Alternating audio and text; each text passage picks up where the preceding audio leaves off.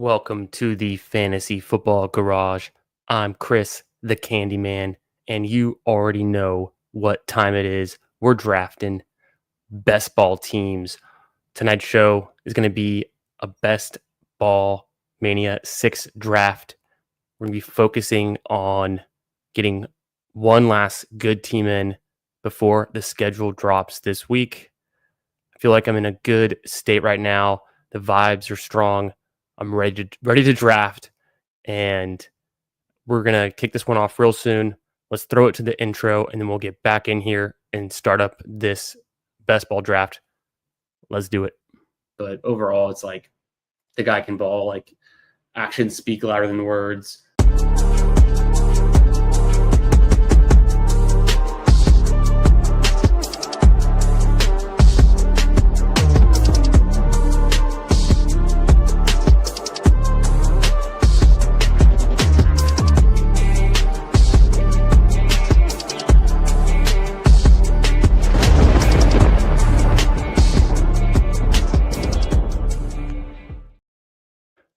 What's going on tonight? Bindles, how we doing, my man? The fantasy dog with the number 3 like. Appreciate you. Make sure you guys hit the like. If you're new, if you're watching this later, subscribe to the channel. 500 subscriber goal by the start of the NFL season. I think we can do it, but I need your help. We're going to be here drafting basketball teams all summer long. A lot of good stuff cooking up. We've got the Ballsy Show premiering this very first episode a week from tonight, a week from right now. Bindles, myself, we're going to be getting ballsy, drafting best ball manias, talking Dynasty, helping you out with your rookie drafts, trade questions, all the good stuff. But tonight is a chill vibes. We're just going to be drafting a few teams, hang with the chat. And it's going to be great. Definitely excited for the schedule. I think I've already seen some leaks. Let me know in the chat if you've seen any leaks. I've heard a week 17 leak. It was the Chiefs and the Broncos. I remembered that one, clocked it. And I've heard some week 16 matchups maybe. Wouldn't focus too much on those. But we'll be getting into it for sure. What up, Nick Bach? How you doing, my man? What are we rocking tonight? Tonight we got a little tailor-made golf. That's what we're rocking. And we've filled the draft. Wanted to sneak one in. It's going to be a 30-second best ball mania. Got to get my edge. I'll let y'all in on the next draft. But at this time in the calendar, who's drafting a best ball mania right now? Anyone who's sharp is going to wait for the schedule. Perfect. That's how I like my rooms. I'm the only one sharp in the room. Everyone else is a fish. Easy hunting.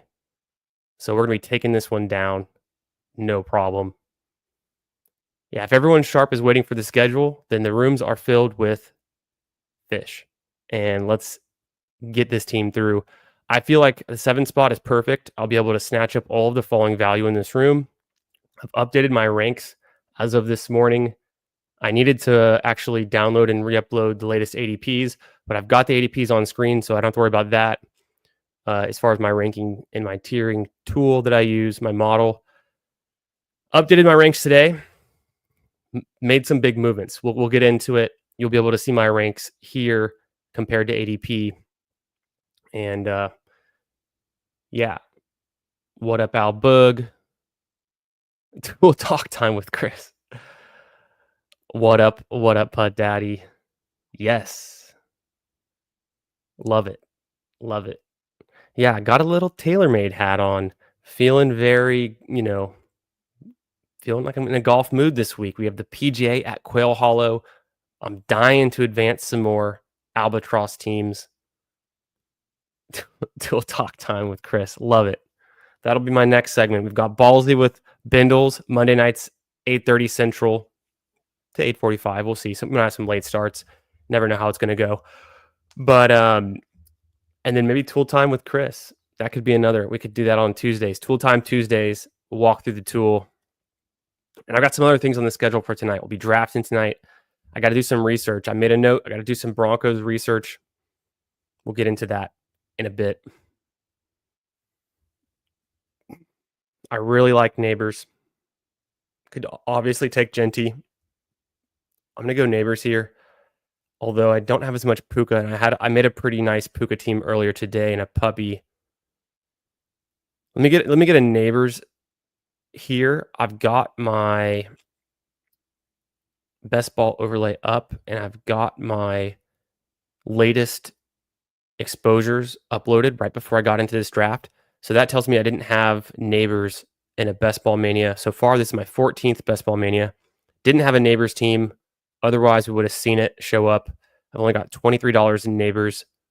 Let's start this one with a Neighbors team. Why not? Genty, I think I've got. I don't know if I have a Genty team in a best ball mania, actually. So we're going Neighbors tonight.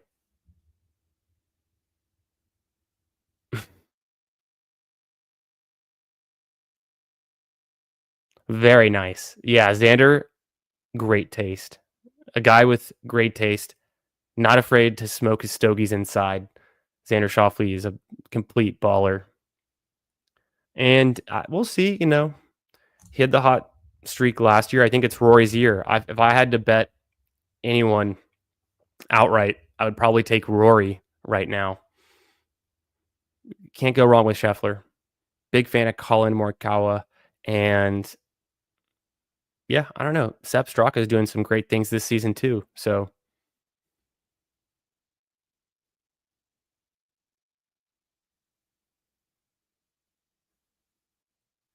which bourbon? Have you seen the list? Let me throw up the list. We're working on it. I didn't add anything to the list recently. Let me go this. Well, the bourbon list. We're working on it. We've got to add some more names to it. It's a pretty good start. Can't go wrong with some Woodford.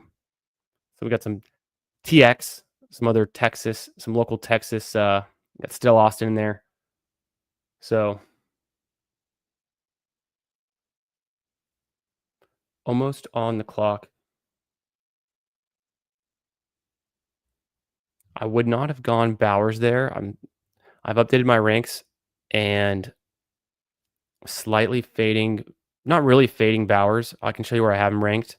Slightly fading McBride. I've got McBride ranked 28, ADP 22. I would show Bowers, I guess. My rank is 15, ADP 15.6. So I'm right in line with Bowers, but I don't always take him. Of course, I told you who's drafting teams a couple nights before the schedule drops. The room's full of fish. All right. This is a great time to be drafting best ball manias. Don't get all carried away with the schedule, the week 17. Of course, you got to worry about your bye weeks. Build a strong team that doesn't have to rely on eking through on, bye weeks. Just build a strong team. Know which players are good for best ball. I've done the research. I drafted a team earlier today as a puppy. And I said, you know what, tonight I'm drafting a best ball mania. I feel like I can see the Matrix. I feel like I'm Neo and I'm watching the bullets come at me and I'm just seeing green numbers in front of me. And I know where to dodge. I know where to duck. I'm making it all happen. And so I'm ready. I'm in a vibe. I'm in my zone. We're going Neighbors and AJ Brown. Perfect way to start. But yeah, for the memes, I told you there's fish in this room. We got a Genty Bowers start. Trey McBride goes pick 19. There's going to be a lot of value to scoop up in this one. People drafting this like it's a redraft, like it's a season-long start and sit your guys type of league. Welcome to best ball. How you guys doing tonight? What's going on? Monday night. The NBA is a joke. The state of best ball is in disarray. No comment from me. No comment on it. I'm just here to draft. Have a good time.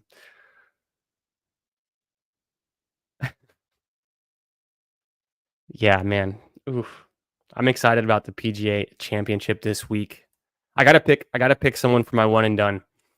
Let me know in the chat if you're in any PGA one and dones and you got any insights for me. I got to hit up my man Cody from Off the Schneid, see what his model's cranking out this week. Got to listen to a podcast or two, figure out what the sharp analysts are thinking.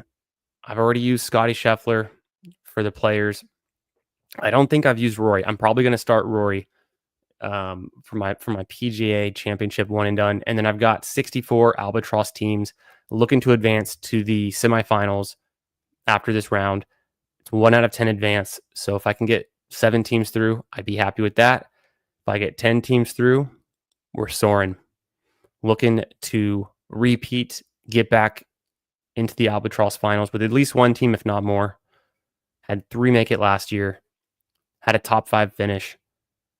Can't wait. Josh Allen in the 3rd round. I don't hate it. Justin Jefferson, T. Higgins. Let's see how he pulls this one off. I like McLaurin there. McLaurin was on a touchdown rampage, just running riot with the touchdowns with Jaden Daniels. I could go Marvin Harrison. I could do Chase Brown. I could do Lamar. Next pick is 42. I kind of want to do Lamar. I'm going to push it, but I wanted to do Lamar.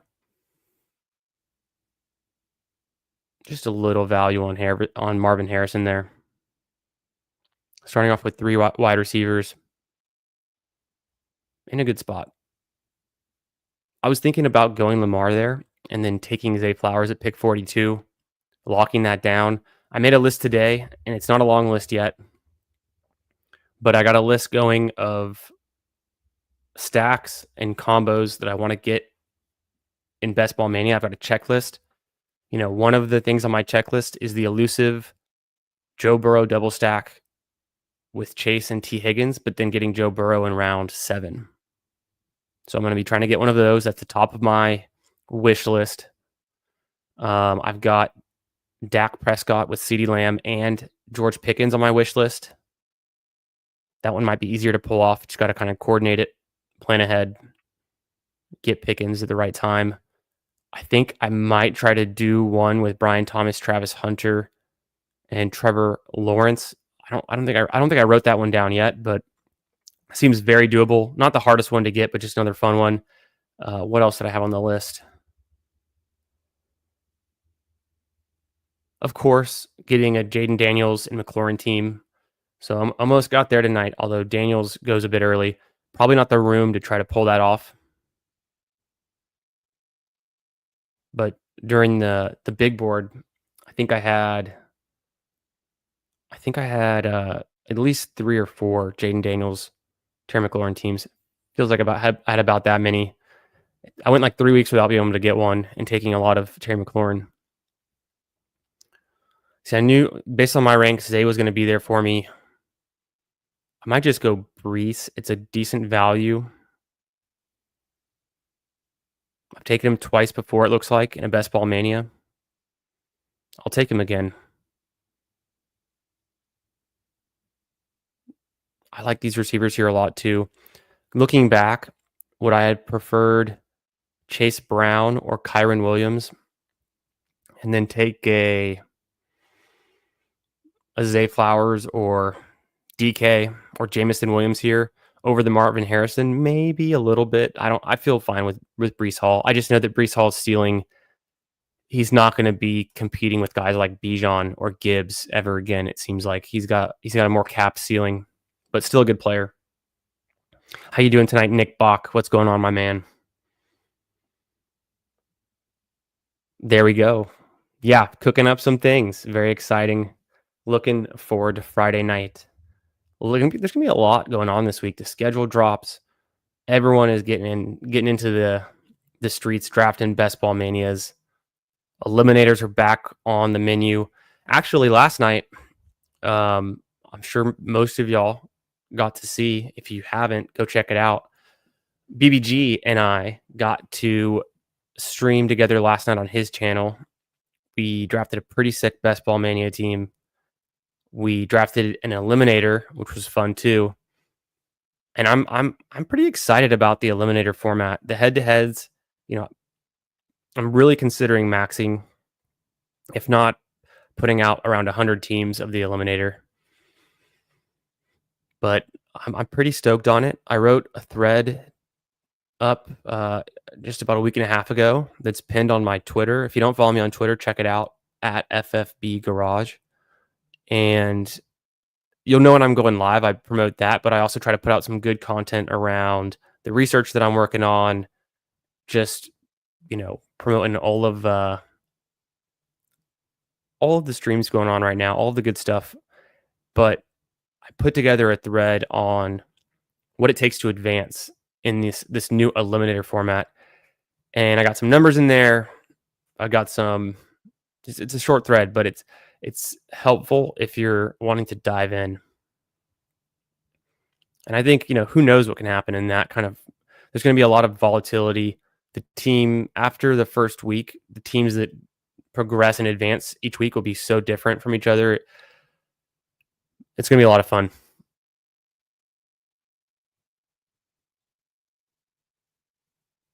Yeah. Yeah, no doubt.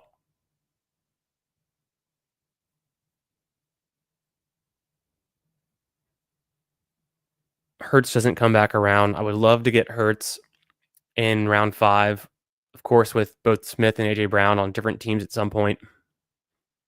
I'm gonna look at my ranks, but I would have taken Mixon there.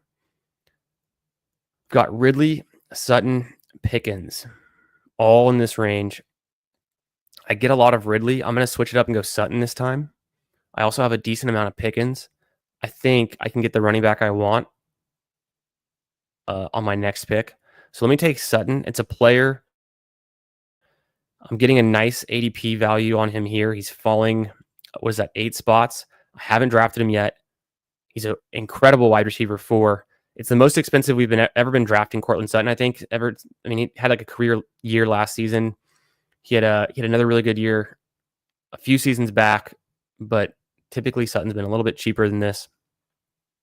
I think with Bo Nix, there could be something there. I saw Sutton had 1,700 plus air yards, and the Broncos are a pretty high scoring offense now with Sean Payton. So I want to build something out around the Broncos. This could be the team to do it. I'm also clocking that RJ Harvey and Trey Henderson going pick 47 and 50. That's a bit of a reach for me, but those are guys I would have liked on this team. Let's snatch up. So I told you, drafting the 7th spot, I'm going to be snatching up all of the falling value. Laporta goes too early there, in my opinion. Yeah, Eliminator is going to be nice, Nick. I think it'll be fun. It's going to be a really hard format because of the constant advancing week to week. So it's Kamara, it's James Conner. I think I like them pretty equally. I thought about even moving up James Conner ahead of Kamara. I think I'll do it because of the slight. I want to take Conner, as much as I can. Number 1 in juke rate, number 1 in evaded tackles last season among all running backs. I want to get him as my RB2 on a lot of teams, taking a bunch of them. It looks like I only have him on maybe one Best Ball Mania so far. But with Marvin Harrison too, so now I'm building out around the Cardinals being a good offense next season, really strong, scoring a lot of points. Could be a good team to take Kyler on. Could be a decent team for Fields, even though I would like to have Garrett Wilson on a lot of the Fields teams. With Neighbors, it could be a late dart team, but it doesn't have to be. And so I'm not going to be able to get Hurts. Could also easily be a Bo Nix team. So I've got Bo Nix rushing upside. Same thing with Kyler. Not really in a spot to get Hurts on in this one. Unfortunately, it would have been nice in the 5th round. So I don't want to rely on having to stack Neighbors. Looking like I can target Kyler and Bo Nix. And let's see what the board's doing. There's been some interesting picks so far in this one. Round 6 is going by pretty standard. I think there's a lot of trap wide receivers in round 6. I mean, there's a lot of bad picks in round 6 right now. The running backs, I think, are a good bet in this range, especially if you can get Travion Henderson in the 6th round. I think that's a smash pick. Kamara's been falling. I think he'll still be good for fantasy. He puts up a lot of points, and he could just be the whole engine behind that Saints offense. He's most likely going to be the dump off passes that he'll get. He's always good in the receiving game, volume wise.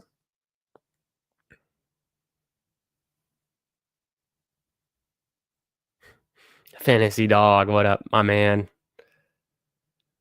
Appreciate you. Thanks for being here. Hope you're getting some drafts in before the schedule. I'm saying it. If all of the sharp people are waiting for the schedule to drop, then what does that leave in this room? Bunch of fish. So I'm taking advantage. It's a best ball mania, 30-second clock. I tried to do a 20 and it wasn't filling for some reason. So then I switched to 30, filled up a bit quicker.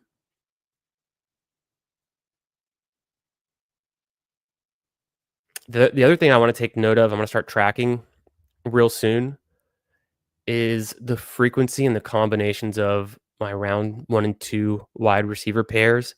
So I did this last season, and it's like, how many times am I going to get Malik Neighbors and AJ Brown? Keeping account, keeping tabs. Do I have 3 of those, but I don't have any with Neighbors and McConkey? Then maybe I take McConkey next time over Brown. Just trying to get more unique combinations and not be drafting the same players constantly in the same spots with the same pairings, I think is the best way to go.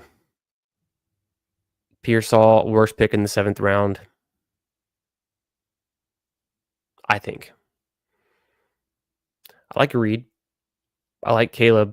A little bit of a fall on Caleb. I think he's going to be in a good spot. I want to go running back here.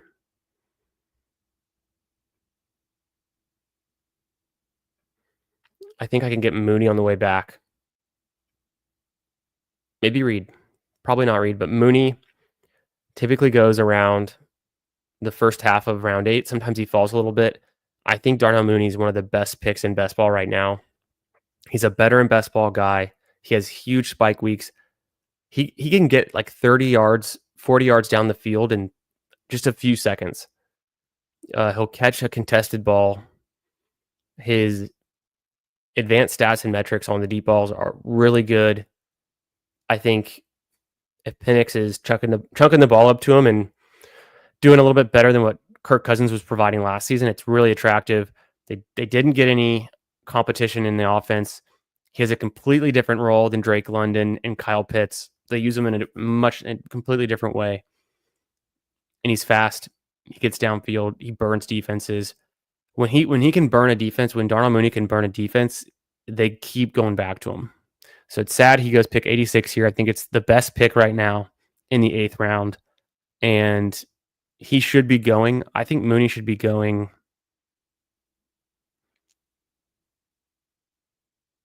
easily in the beginning of the 7th round. And there's a ton of receivers that go ahead of him that shouldn't. I don't need Hawk here. Could take Egbuka or Burden. Let me just double check what I've already got. I think I might just take Kyler then, is the obvious pick on this one with Marvin Harrison and James Conner. I don't need Bo Nix then because I don't want to take 2 QBs so early. I've seen Kyler fall, but I don't need to push it here.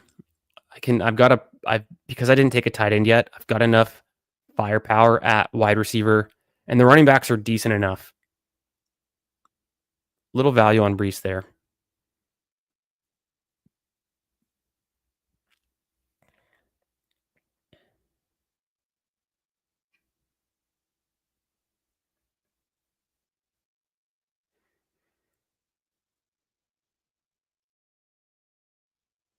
I mean, if you're going to take a Dunze in round 6, you better stack him with Caleb Williams. You got DJ Moore too. I just don't see how that pays off. Too expensive. You're paying for the ceiling. They produced the floor outcome last season. It's asking a lot.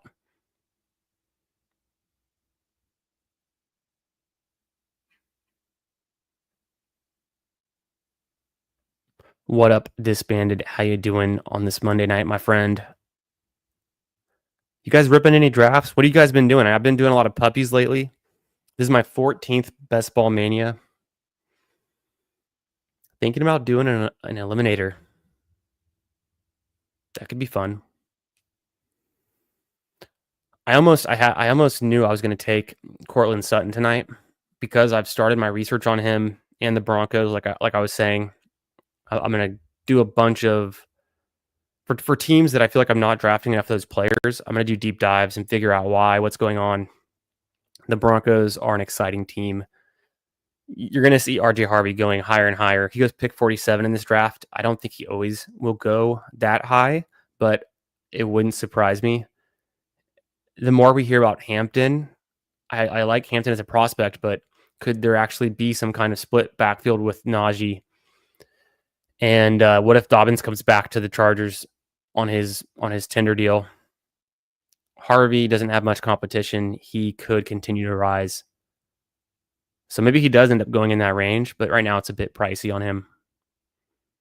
Of course, Bo Nix doesn't make it back around, but I don't think I would take Bo Nix in this build since I took Kyler. I'm glad I took Kyler too. Fields is there. Like I said, I'm not going to go Fields. I'm going to go Mason here. Fields has an amazing upside, but I've already made my bet on the Cardinals. So let's hope that just Kyler Murray has the big, rushing season that he can have, and then also has some passing upside that we didn't see as much last year. You see Jordan Mason, ADP 105. I've got him ranked 96 overall. I've also got Fields pretty aggressively ranked. Something I updated today. I moved Mason a few more spots ahead, but I think still within the same tier for running back. I don't think I flipped anyone. I've got him right behind Cam. Drafted now, Fantasy Dog. Nice. What are you drafting? Yeah, see some strategy on the new eliminator, but I'll be ripping a lot of them after the schedule. For sure. It makes sense because if you're going to build out two tight end teams, I mean, it actually doesn't. You don't have to worry about your two tight ends. If both your tight ends are on a bye, that's not going to make or break your head-to-head matchup.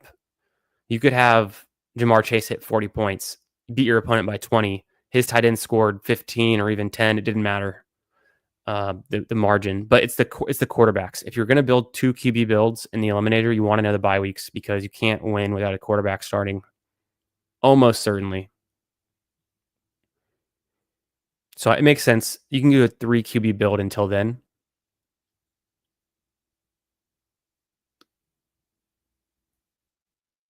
Fields would be nice here. A good fall on him, and then it's a bit early to go 2 quarterbacks, but I'll just be done at quarterback with Fields in this spot. There's not really, I mean, Keon Coleman's a nice pick, an upside pick. Shaheed's not bad. I worry about the knee.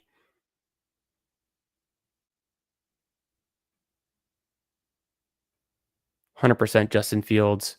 Keep scooping up. I called it from the beginning. I'm going to be scooping value on this team. I get Fields, 11 picks past ADP. Feels good. Got some value on Brees. Who else did I get? Oh, it was Sutton. Nice value on Sutton. 7 picks, 4 picks on Marv. The team's looking good. It's a 2-4-4-0, 32nd Best Ball Mania. My 14th Best Ball Mania. I've got the Kyler Murray stack, Justin Fields with Brees. I'm just betting that, Justin Fields can be good. The Jets can be good. They're turning that around. The defense is getting better. The line's getting better. The Cardinals need to have a ceiling outcome kind of season. James Conner gets the work. Even last season when the Cardinals weren't that good, James Conner was putting in the work.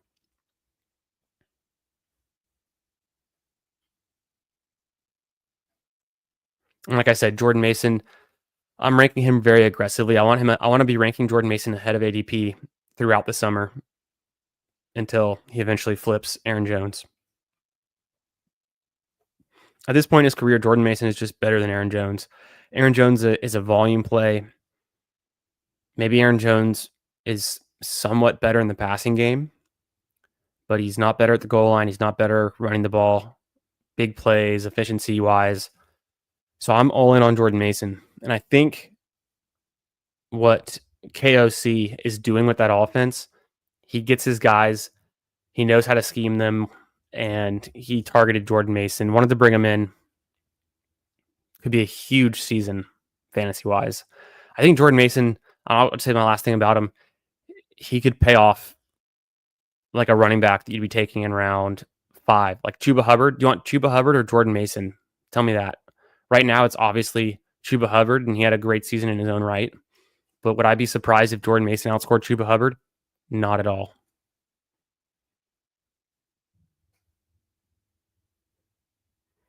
Okay, Love there. Obviously, I don't need a quarterback. Just interesting. Shaheed. I could take Kraft. I do feel like I need a wide receiver, though. The falling value on Shaheed, I'm going to go ahead and draft him. Shaheed's pretty good. He's better in best ball, a deep threat. You hope he comes back healthy from the knee injury last season that sidelined him. He's good enough. He can get you explosive plays, get a little value on him. We don't know who the quarterback's going to be, but I don't think it matters so much for my wide receiver 5 that I only need to hit my lineup, 2 to 4 times throughout the season to get some payoff. That's the other thing. Like we got to keep in mind how many times you're expecting this player to hit your lineup. Sometimes I see people really trying to push QB, a player that could hit your lineup every single week. Pushing QB for a wide receiver 5 that hits your lineup probably, it could hit your flex more often, but hitting your wide receiver lineup 3 times in an entire season, you hope one of them is during the best ball playoffs. That's the case for like a Ricky Pearsall that he just hits in the right week, or Marvin Mims. Nice, getting a puppy going. Yeah, a lot of puppies going right now. What up, Cody? How you doing tonight, my man? Hope it's going good. Just for the sake of, I've got AJ Brown.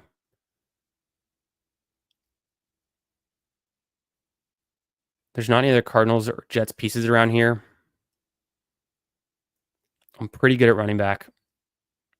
I'm going to go Goddard on this one. Feels like a healthy Goddard is a safe tight end week in and week out. Took the pay cut, sticks around in Philly. Team stacking with AJ Brown. Just, I think it's the right spot to get tight end. I've been doing a lot more late tight end. Middle to late tight end. There's way more value in a Goddard than a Tillman for me, or even in like a Palmer or Dubs right now. Just in general, it depends on your build. If you've got Love, you're going to want Romeo, but Garindo's a good pick there. I probably could have. I think it's a little bit early, but I like Garindo a lot. Cody, you got to let me know who you're picking this week. What is your model saying for the PGA at Quail Hollow? Putt Daddy and I were talking about it a bit earlier. I'm super stoked for it. I think it's Rory's week. I think it's his year. He's just primed, man. Rory's going to have a season this year that's reminiscent of what Xander was able to do last year, or what Scotty was able to do last year to some degree.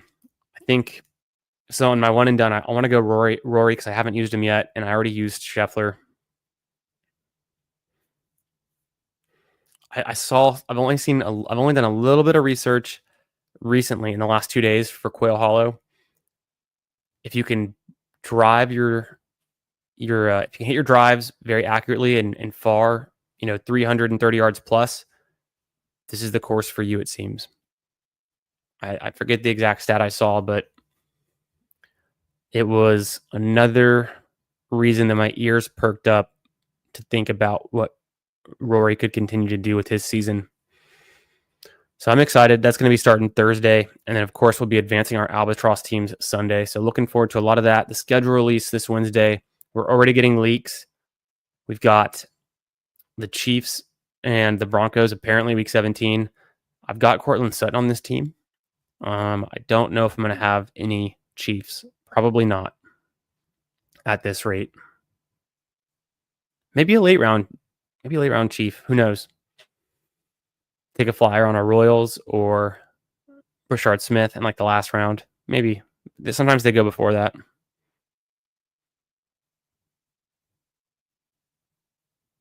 Of course, I would have liked Algier there too. I think Ray Davis is a guy I want to get some more of. I don't believe that James Cook will actually hold out, but it's starting to become a little bit concerning the way that he's talking about it.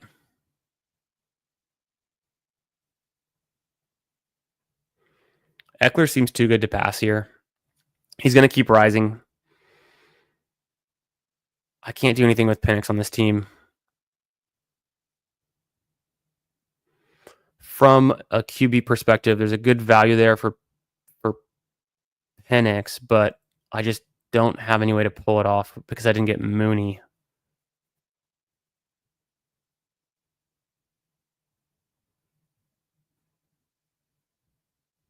Running back's looking really strong with those 5. I could stop there.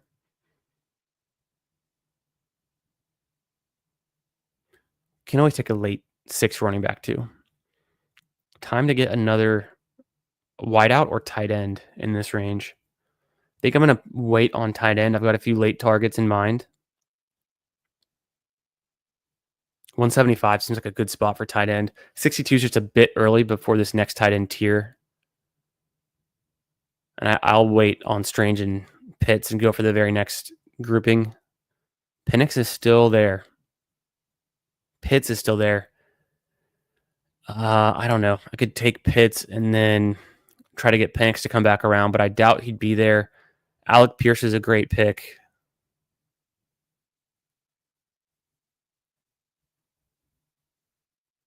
There's no way Penix comes back around because the Drake London team skipped on him again. Okay, I thought Drake London for some reason was after AJ Brown in this one, but he goes before. The guy has Jared Goff, CJ Stroud, and he doesn't take Penix at 159. Interesting. Yeah, Penix goes the very next pick, so I'm a little bit relieved on that one. I didn't want to have to take Kyle Pitts. Alec Pierce, I mean, it's pretty straightforward. His upside, what he can do, his weekly ceiling. In this case, you want Anthony Richardson to be the starter, I think, the whole season, and they just have that connection, the long bomb. Any Dome Week 17 games leaked. So I only heard of that one. I don't know. Have you guys heard of any other Week 17 leaks so far? Or any leaks so far? Weeks 15 or 16 either. Thought I heard something about the Eagles in Week 16, but I can't remember what it was. The one I saw is the Chiefs. They posted on their Twitter. It's the Chiefs traveling to Mile High Stadium playing against Denver in Week 17. I think that's what that was.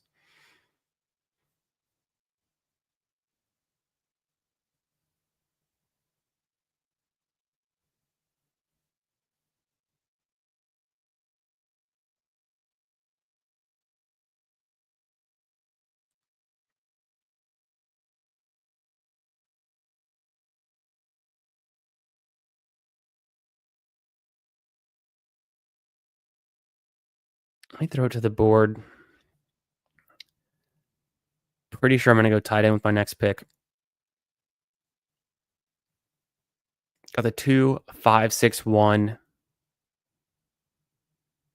Could be a 2 tight end build. It's probably going to be a 2 QB build. Maybe do a late dart just for the fun of it with neighbors.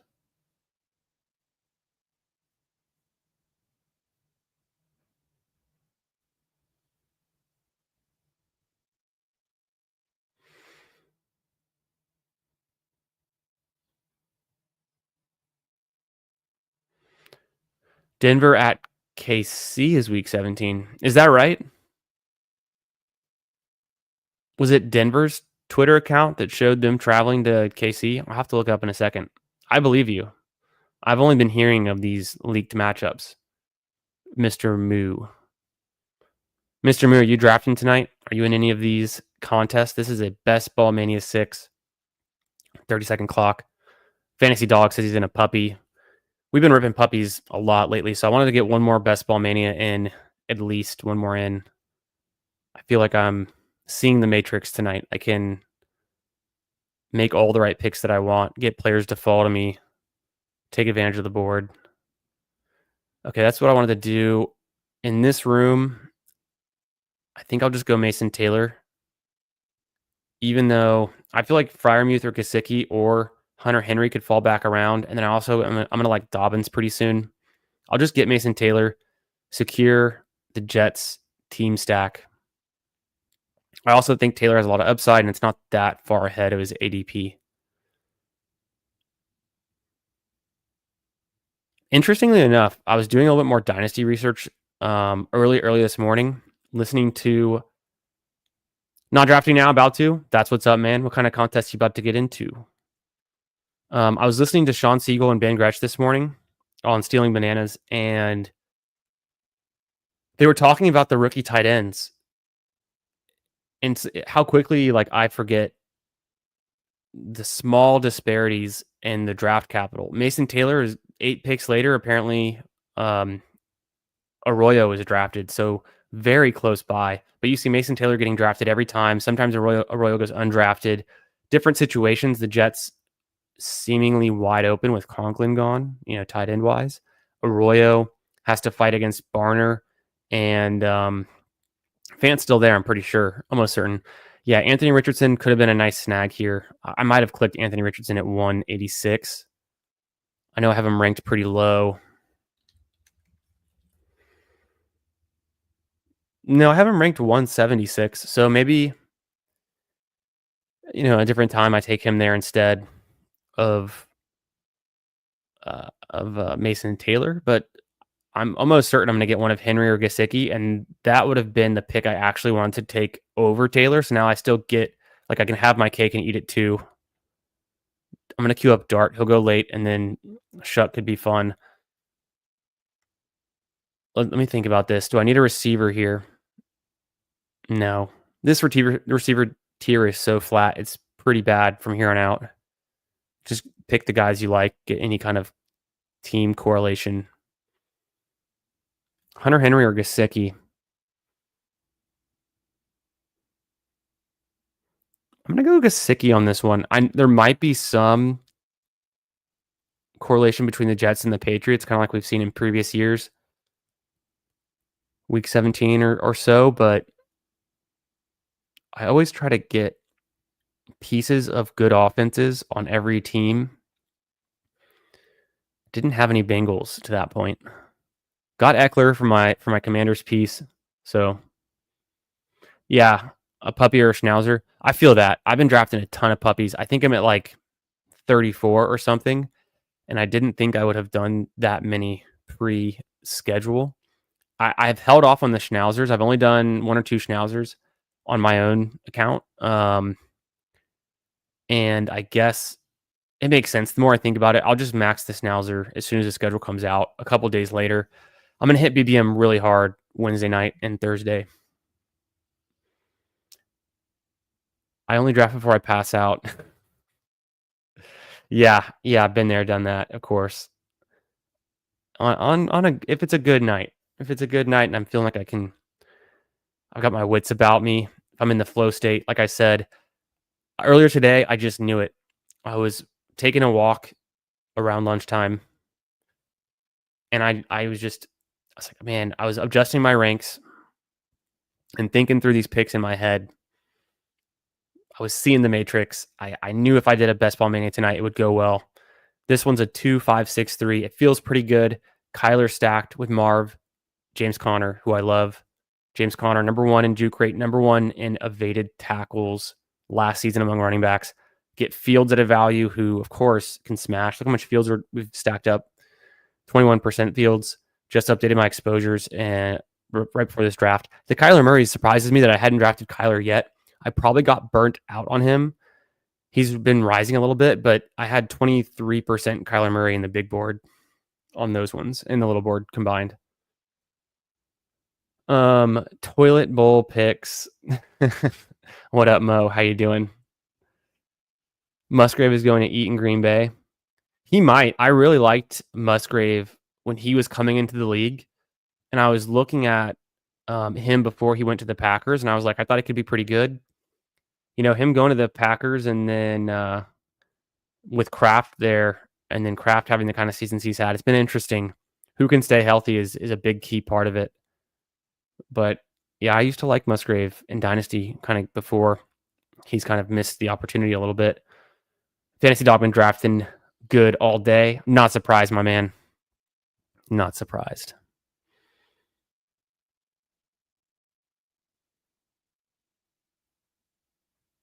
Me neither, Murray. Oh, like I said about Murray, I've been kind of chilling on Murray since the big board. Hunter Henry's still there. Wow. Round 17. Oops. Do I want Dart with Malik? I can probably push it. I need a receiver here, no doubt. Slayton always feels good. I do Slayton and I can get the double stack with Dart. That would be kind of cool. I don't have a lot of confidence these guys are going to take Dart. You could do it, but I've got Malik and now I've got Slayton. So I don't need Dart. If he's there, great. Probably take him. If not, let me queue up. I could consider taking Shuck there. Shaheed is not the biggest bet on the Saints, though. And Shuck could easily get benched at some point for Hayner or even Rattler, who I don't think either of them are very good.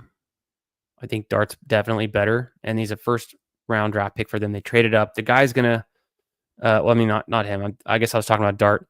For Shuck, did he just go? No, I unqueued him. Shuck's a second-round pick, I meant to say. Somehow my brain got back on the Dart train of thought. Hunter's always good. I like to get pieces of good offenses. I don't think I have any Rams on this one, so sprinkle in some Hunter. I have Hunter ranked ahead of Corum. I don't know if that's right or wrong. I might just switch it up because I don't want to be overexposed to one versus the other this early on. Yeah, Bendels Musgrave was my guy. That's okay. That's all right. We all have guys like that in Dynasty that who was it? It was Terrace Marshall was my guy one year. Took him 205 in a Dynasty rookie draft. Never hit. Looked damn good at LSU, I guess. Maybe I overthought it. If you guys haven't heard yet, if you're new, make sure you're subscribed to the channel. Bendels and I have a Best Ball and Dynasty show coming Monday nights, right around this time. Our first episode's next week. Ballsy is what we're calling it. And we're going to be drafting teams, Best Ball Manias, having fun on stream. That's what it's about. So check it out. The last stream I did before this one on my channel was us doing the big reveal. And then last night I streamed on BBG's channel. We did 3 drafts together. It was really fun. We did a Best Ball Mania, an Eliminator, and a Puppy in the middle. So I get Dart there. Sweet. Double stacked them. You know, it falls to me. Take 3 QBs if I can. Get the last one in round 18. Always feels good. Jackson Dart could be the Bo Nix of 2025. He's just not going to start every game. I seriously doubt. I think he comes in for like the last, like week 17 backwards. He probably plays somewhere between 6 to 8 games. Because I think Russell Wilson's going to start. But I don't think Russell Wilson plays all season. And if he does, round 18 picks burned here. I still have 2 good QBs. The rest of the team's built out. Should be fine. But yeah, guys, tune in next Monday night, 8:30 p.m. Ballsy with Bindles and myself. Drafting Best Ball Manias, talking ball, talking Dynasty, answering your questions, Dynasty trades, Dynasty rookie drafts, everything good going on. It's going to be a fun time. Triuth, how you doing tonight, my man? Hope you're having a good Monday. You talked yourself into Musgrave being likely in the little board. Oof. This season or last season? Because in previous seasons, I'd done that. I was drafting Musgrave. It must have been last year, right? If I think about it. Sorry for the blinding light. Let's look at Musgrave, guys. We've been on a Musgrave tangent, and we'll go back to the draft. He looked good coming out of Oregon State. Good profile. I remember this. Very athletic. So yeah, he's only been in the league for the 2 years. I remember him drafting him a lot in best ball in summer 2023. And honestly, not that bad. 24 overall in PPR, so it's a little bit skewed there. The touchdowns didn't hit. The yardage was decent. The receptions were fine for like a late round rookie tight end. But yeah, I don't know what it was last season. The injuries, not getting on the field, and then Kraft taking over. You don't love to see that. I don't think I have any Musgrave at the moment in my Dynasty leagues. I don't think I do. Yep. But this season? Oh, man. That's tough. But I don't blame you. Maybe big branding a little too hard there. The Packers, come on, a great offense. Let me show you my tool if you haven't seen it before. Let me hide this. Okay, so this is a tool I built. It's got a bunch of stuff built in. We can get through to that in a sec. But if I go to the Packers, okay, we've got ADP as of, I think it's as of a couple of days ago. I was going to update it today. I forgot to do it, but I updated it 3 days ago. Things change quickly. ADP positional rank, what round they go in, draft capital. Draft capital is a percent of a Jamar Chase, the 101. So Josh Jacobs going in round 2 is 80% or a little bit less than a Jamar Chase. This on the X round, that's any kind of round conflict. So Jordan Love goes in round 11. So does Tucker Kraft. But, typically you can get them on the turn together or one might fall. It also flags for the team I'm comparing below. So, like, it's showing up Caleb Johnson's in round 7. It's hard to get him and Matthew Golden or Jaden Reed on the same team. I've got tiering. It's just tiered based off of draft capital. Then I have my ranks, my tiers.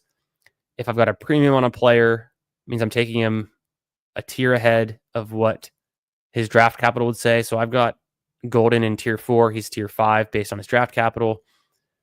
Metcalf, I've got a tier ahead. And then I've got their stats, the team stats per game from last season, and then how that ranked. So last season, the Green Bay Packers had 27.1 points per game. That ranked 8th in the league, a high-scoring offense. If we comp them to what you were trying to do with the Ravens were the number 3 scoring offense. It's cut off here on this tab, but I do have another tab that would show likely.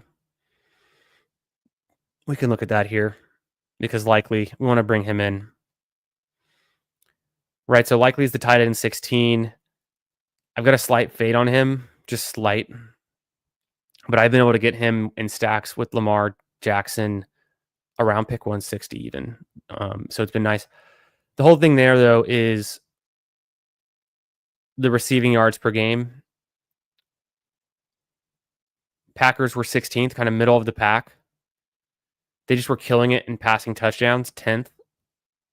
So more touchdowns per receiving yards than maybe you'd expect. The Ravens, 8 in receiving yards per game, killing it. Lamar, he's explosive. He's a great passer, great runner. And then 2nd in passing touchdowns. So the magnitude of difference between the Packers and the Ravens, at least last season, is why you could justify getting a likely to work for fantasy and best ball. But it's pretty rare that you can support that many players. Lamar Jackson can support a lot of fantasy relevant players. And I think Jordan Love can too, especially because he passes the ball even more as a percent of his total fantasy points. It's just that Lamar is so good, and even though that they run the ball the most in the league, the most rushing yards per game, they still pass in the top 3. So the Ravens are just it. The Ravens are the team you want players on every team you draft practically. I don't think I got any Ravens on this last team. I almost took Lamar Jackson and then was trying to try to stack him with Zay Flowers.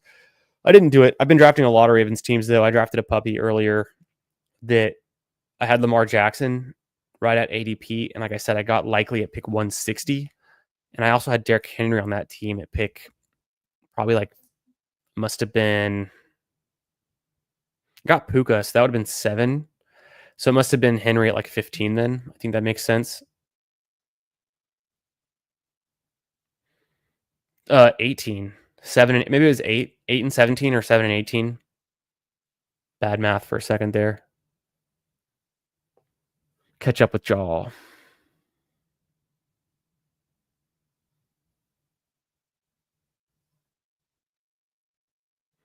42% Connor. I love it. It's love to see it. We're going to be getting Connor all season long. One of the best picks in best ball. One of the best picks in fantasy for next year. Disbanded's new. Yes. Yeah, this season. Yeah, I know.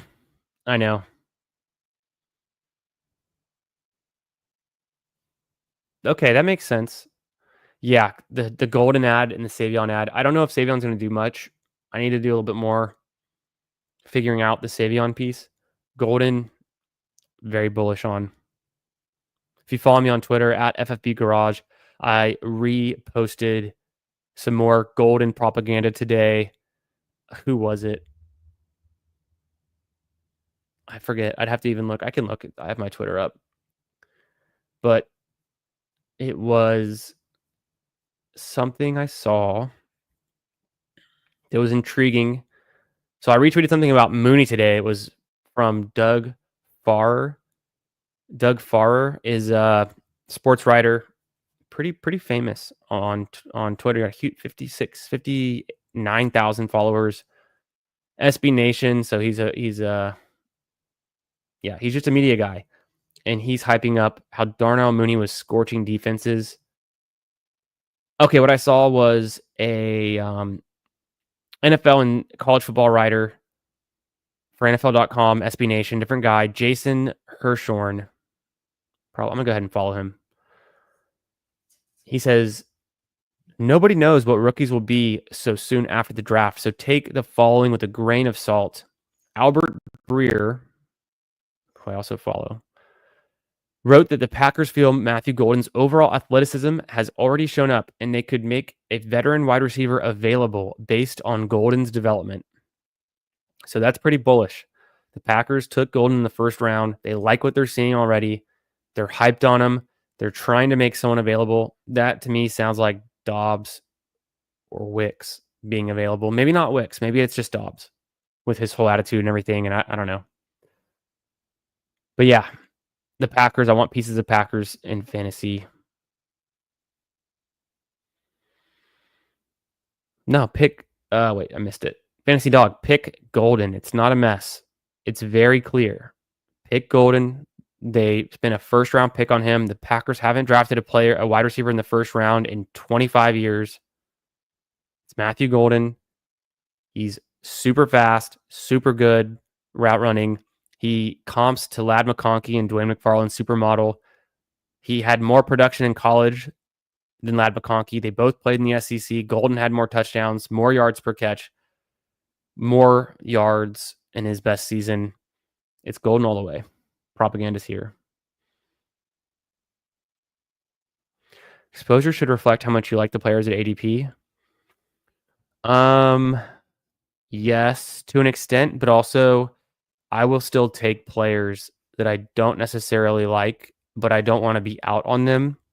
Or if I have my ranks differently, like I have Lamar Jackson ranked ahead of Josh Allen, but I don't want 0 Josh Allen. And I'm not going to wait until somebody else takes Lamar ahead of Josh Allen to get him. So I'll get Josh Allen enough.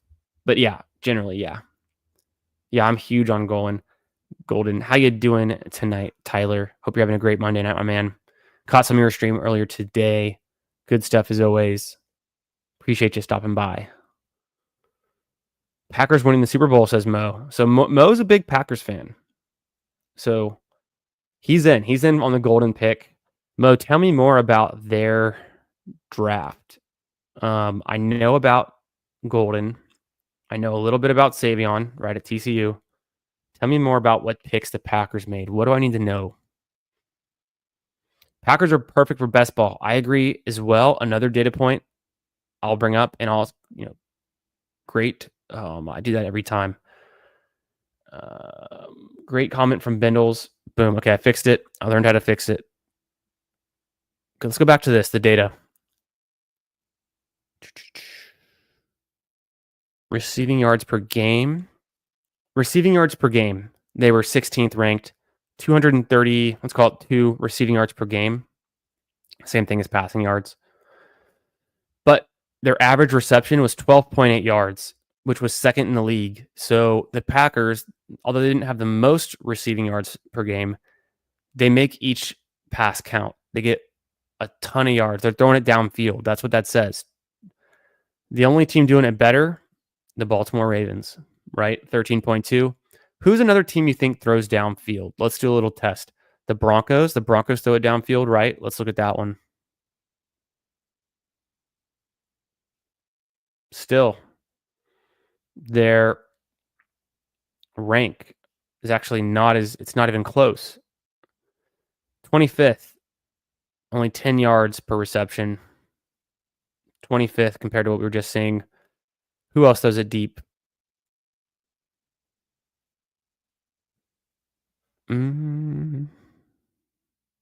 Not the Dolphins. I want to see what the Vikings. Yeah, the Vikings throw it deep. See, they were 5th. They've got the deep threats. 5th in receiving yards per game. 5th in the average depth of their receptions. Not depth, but just the total yards per reception. 12. The Vikings are a really good team as well. One Vikings pieces. That's why I love Jordan Mason so much. Yeah, the Golden Goose, number 22. Drafted 22 overall. All good things. Yeah, he's here. Got it, Golden. Yes, you're in. You're in. Welcome to the Circle of Trust. TV, Tampa Bay? Okay, yeah, let's look it up. Trioth. I think that's a good call. Tampa Bay. Let's test them out. Pretty good. I mean, 14th is fine. I think in the top half is good. They're 3rd in receiving yards, ranked wise. 14th in the yards per reception. They're killing it in the run game, though. 4th in rushing yards per game. They're killing it in the touchdowns, too. 2nd in passing touchdowns. 4th in points per game. The Bucks, you want some Bucks on your team? No doubt. Cheapest way to do that, Egbuka. We're paying up for Bucky. He's probably still a good value.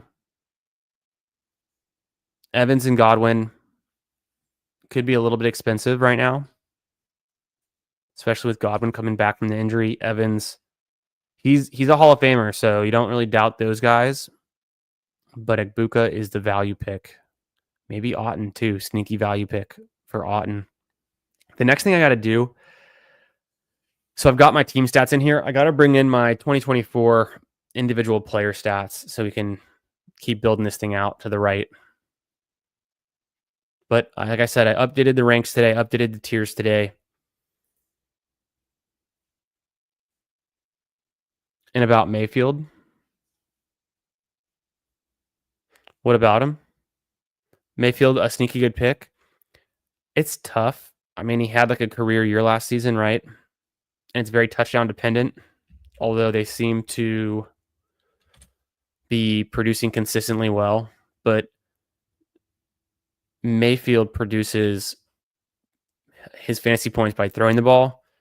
Yes, they just got another receiver for him, so it's like they're making it work, but it's an expensive price for a QB. that doesn't have the rushing upside. Look at his leap, his career year last season. So we're not chasing 2024's result. 23 fantasy points per game, which is 4th overall for quarterbacks. Pretty insane. Some really, really good stuff. He even had 3 rushing touchdowns, matched his career high, right? 41 is he's never even had 30 passing touchdowns, and he had 41 in a season. If he comes crashing back down and has 28 again, it's a bad pick where he's going. So you can build out around the Bucks without having to get Baker. I'm not drafting as much Baker right now because he's so expensive. I haven't drafted him yet since the NFL draft. But then, I mean, I hope I'm not out. Let's just take a look. Let me do all the Buccaneers. I'm high on Bucky, right? We like Bucky. I'm at the field with Evans. I'm lower on Godwin. I should take a little bit more Godwin, but the injury coming back, how much he shares a role with Egbuka. Boom, Egbuka, the cheapest piece on the team, one of the cheaper pieces, 21%. Love it. Rashad White, also a very cheap piece. But how can I have 17% of Bucky Irving and Rashad White? Well, the Bucks were 4th in rushing yards per game. They were only 14th in rushing touchdowns, so maybe some of those passing touchdowns that happened last season, if they still have a lot of touchdowns next year, maybe there's some more rushing upside that happens. Probably goes through Bucky. So that's kind of how I'm playing that one. And I didn't see my Otton exposure. It looks like I hadn't gotten him yet. So I need to get Otton on some teams. Probably I don't have Otton because I haven't taken Baker Mayfield yet. And then I generally like to stack the tight ends if I can help it. Bindles, come on. We're past numerology. But I know what you mean. It's pretty funny. It's not going to be. Maybe he'll change it. Maybe he'll figure it out in year 2 and change his jersey number to something like 0.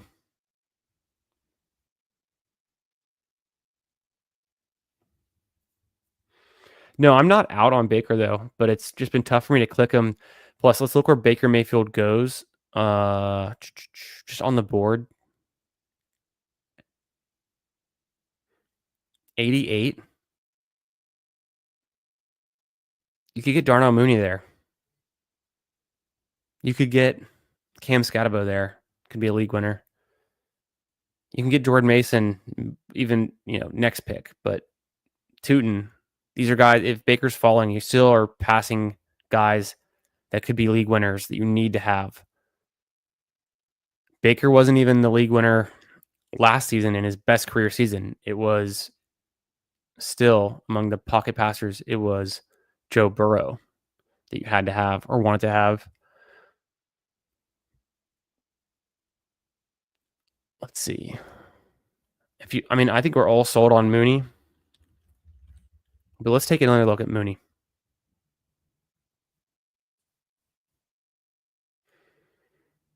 It's loading kind of slow. He's in his prime. He's going to be 28 at some point this season. He's in his prime.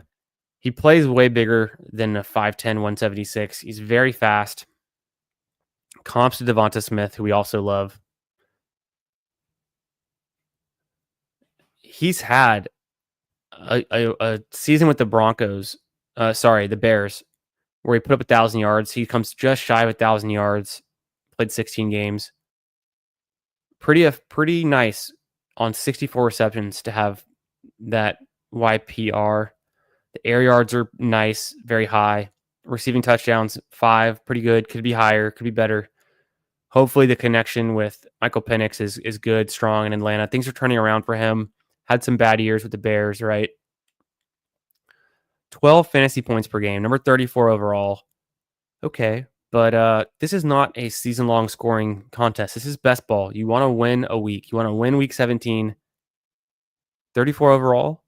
Let's look at some of his advanced stats. Holy shit.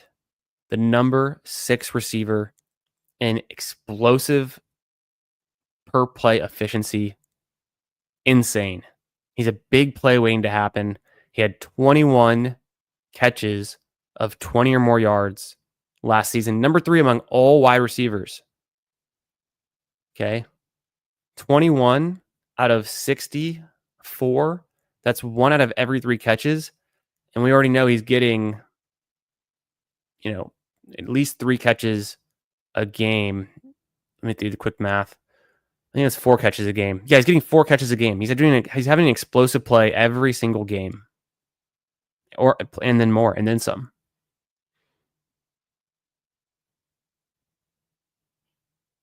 Yeah, no, I know, Bendos. I know you were joking. 100%. No one's out on Golden if they haven't seen the light yet. Once you do a little bit of research on Golden, everyone's going to be in. He's the next Lad McConkey. Who knows? Anyone could bust. Anything can happen. He could get injured, but I'm in. It's a good landing spot. It's a good team. What else about Darnell Mooney? Well, let's look at his game logs. They don't give you the option to toggle between half-point PPR and full, but let's just count up how many times he was a top 24 wide receiver. Pardon the bright white. Week 2, number 18. I think in half-point, he probably was borderline in week 3. Number 3 overall in week 5 with 32 fantasy points. Another top 15 week, another top 12 week, another top 24 week, another top 15 week, right? So when he hits your lineup, or when he has good games, he's going to hit your lineup is the point. What else can we look at? The stats, right? Metrics, if you didn't know, a lot of good stuff here. He's number 7 in snap share among wide receivers. That's pretty good. Good opportunity. What else?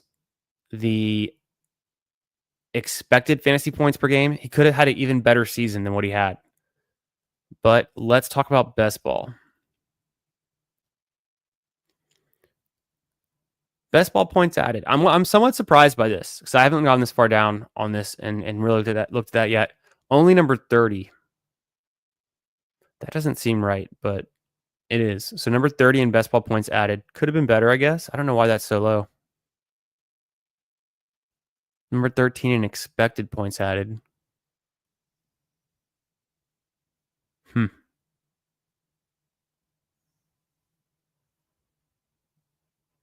I guess if in total fantasy points, he's 31. He's 30 in best ball points added. I think that's among wide receivers. I don't think that's all position groups. Well, right now, where does he go? He doesn't even go as wide receiver 30.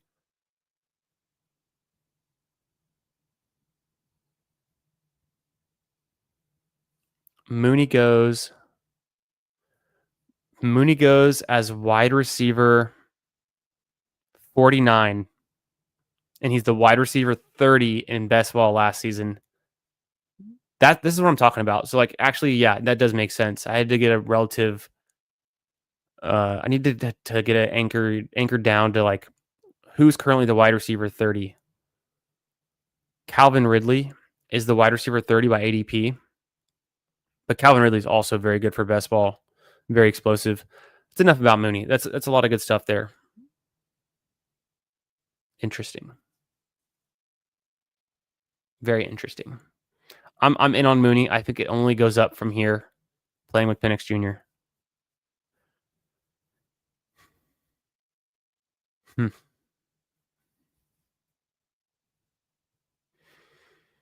Reflect the Sun. As a UW fan for 40 years, Penix Jr. can sling it. I like that, man. I have a lot of friends who are UW fans. I spend some time up in the Puget Sound. Great school, great people, great fan base. Happy they had a good run last year. Sucks that it came to an end against Michigan. I was at the Sugar Bowl. I was there. I had some seats. Went with some buddies. So I went to Texas. Shout out my horns, and we went to the game in NOLA. It was New Year's Eve. The game was on New Year's Day, so we went out to Bourbon Street on New Year's Eve. Great time. Stayed at one bar the entire time. Had a balcony. Had a private bar. All this good stuff. Tons of UW fans there. Super nice people. They had traveled all the way from, the greater Seattle area to NOLA to come to the game. So I we welcomed him we drove from Texas, so it's really easy to get to NOLA. Friendly with them and talked about ball, talked things. They were super high on Michael Penix Jr. They were high on the receivers. They were high on the defense, the coaching. It was so sad to see Grubb go after that. You know, all the coaching comes apart, and then also you have DeBoer go to uh, Alabama, right? So they just got snatched up. But yeah, I was standing there behind one of the end zones watching these moon balls come from a tall lefty soaring down the field, being caught on big important downs, bombing passes to the receivers. So I'm an instant fan of Penix Jr. I had no idea he would go where he did in the draft, number 11 overall. I think it was to the Falcons, but I wasn't surprised because I saw a glimpse there. So awesome. Yeah. Appreciate you for stopping by in the chat. I hope you're having a good night, man. Let me know if you're drafting any of these teams. Are you out? You've been a fan for 40 years of UW. Are you out here drafting in these best ball streets? And all in on Mooney, grabbing him often? Yes. Yeah. Perfect. You're in the right place. Make sure if you're new here, go ahead and subscribe to the channel. Help me out. I'm on a goal to get to 500 before the season starts. I think we can do it. But if you're interested in fantasy football and best ball, especially, this is a good place for it. Going to be drafting all summer long, best ball manias. And I just announced on Saturday, I'm co-hosting a show with my good friend, Bindles. He's in the chat. He's been in the chat. You see him around all the time. He's a great guy. We've got a show on Monday nights, 8:30 p.m. Central. Ballsy. We're going to be getting deep into these best ball streets. Monday nights, 8:30, talking Dynasty as well. Ballsy. It's going to be fun. It's all about the vibes. Hope you guys can be there. And we're going to alternate channels too. So make sure you follow Bindles at Bindles90 on YouTube and Twitter. If you look at the show announcement from Saturday night, all of his details are in there. I'll probably just add his details to my description of all my videos so I can keep referencing it.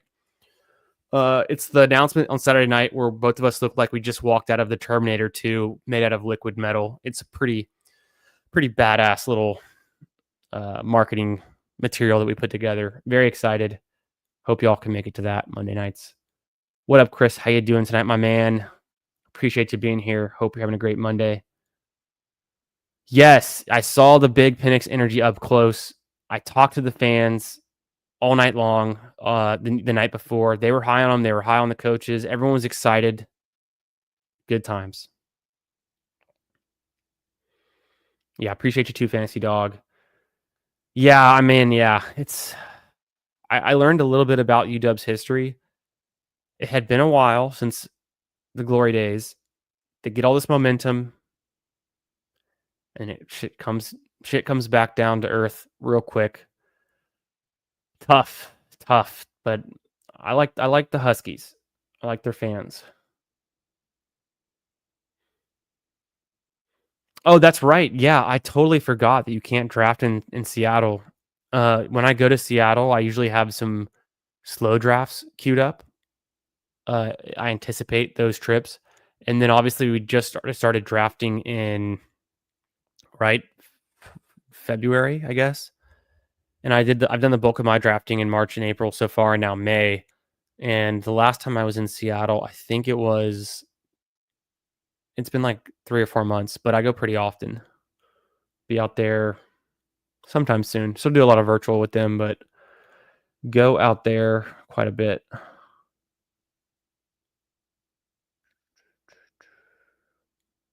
Yeah. Yeah. Just a winner. Just good. The guy had a long college career, had some injuries. I think he'll be good in the NFL. We didn't get to see a huge sample size so far of Penix. The Kirk Cousins situation is a little bit murky, but I guess we're moving on from Kirk Cousins pretty quick. He looks tall for 6'2". I mean, I'm 6'4", so I've got some height on him. He's got a few pounds on me, but he looks tall in real life, especially when he's throwing the ball deep. Just a big stature. Didn't play a whole lot of games, right? But I'm surprised the completion percentage wasn't fully there. we'll see some better games out of him. We'll see some better games out of him for sure. A number that I like for QBs and explosive plays, I want to see that number be a lot higher than 2.5 per game. And it's a small sample size, so that doesn't really get us anywhere yet. But I'll tell you what I mean about that in a second. Let's just look at his games. So week 7, he played. Okay, they're counting week 7. I wouldn't count that game. I would count 4 games as a not even. I would count 3 games. I knew it wasn't that many. It's 3 games as a starter. If we look at just those, yeah, rookie starting slow. He had 1 good game, and he's still getting some nice air yardage, which we expect. High hopes. It's the Carolina defense, so that's pretty obvious that he would destroy them. But yeah, it's just a small sample size thing. He's faster, I think, than people realize, although not a huge rushing upside, but he's good enough passer. So definitely surprised by the speed with injuries. Yeah, it's the small sample size problem. If we attribute, let's just say that those 13 explosive plays all happened in these 3 games, then that's a pretty good number. That's more than 4 per game. Let's go to the extreme. Lamar Jackson is the most explosive rushing QB in the entire league. He's also the most explosive passing QB in the entire league. Number 2. Number 1 in explosive plays because the rushing is combined, but number 2 in passing. Who was number 1 in passing? I'd have to look that up. I already forgot. Number 1 overall, though. And then maybe this is a bad comp because this incorporates his rushing upside. So he's got 93 explosive plays, played 17 games. 93 divided by 17. We're looking at 5.5 explosive plays per game, although probably 2 of those are rushing. Let's look at someone who is a traditional pocket passer to the extreme, Mr. Joe Cool. Love the shades. Good look. Was he number 1? No. I don't know why. I guess I haven't looked at Joe Bros in a while. Kind of not what you would expect. Just this is explosive play rating, so just not what you would expect, maybe. Not what I was expecting. But this is a benchmark. He's a good passer. Maybe he's just throwing more, short intermediate routes than I might have been thinking about. 60 explosive plays. There's not a single one of those that's rushing. Maybe one if you're lucky. I don't think he had a rush over 20 yards. Or it would have been 10 yards, I think. But 60, 17 goes into 60, 3.5 times. So 3.5 is a good little benchmark for a Joe Burrow-esque. I don't think he had any big rushing. If we go back to Penix for a second, we said 3.5. If we think all of the 13 explosive plays Penix had were in those 3 games, what would that be? Yeah. All of them, that's like about 4 per game. Maybe one of them. Well, no, I don't know. Probably they all were in that. So that's good. That's a good sign. His explosive pass per play is looking good. 100 would be average, league average. The sample size is too small, but it's looking good. So year 2 leap for Penix. Interesting stuff. This is what we do here. We draft best ball teams. We adjust our priors with data and research. We learn. We're all about staying up to date with the news in the NFL. I don't know how we went on a segue for like 20 minutes. It's pretty fun though. That was really 20, 30 minutes of just talking ball with you guys. Appreciate you being here. Let's take a review of this draft. This Best Ball Mania, my 14th that we did to start the stream. UW history. QBs at the throw-in Samoan. Oh, wow. That must be one of the QBs from some of those glory days that I'd heard about. I think it'd been 33 years since UW had a team the caliber they had this last 2 seasons ago. Joe bought a Batmobile. I did know that. there's a place in the model for Batmobiles, and so we factored this into our calculation. He also goes by the name Joe Cool. There's a tab in here for nicknames. It's a work in progress, but it's definitely factored into our interest in drafting players. Joe Cool, obviously a good nickname. Yeah.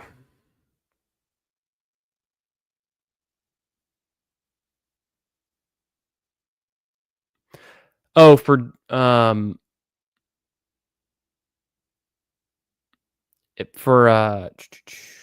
yeah, won the Natty. That's what I was thinking of. 35, 30, I was close. Yeah, 34, 33 years.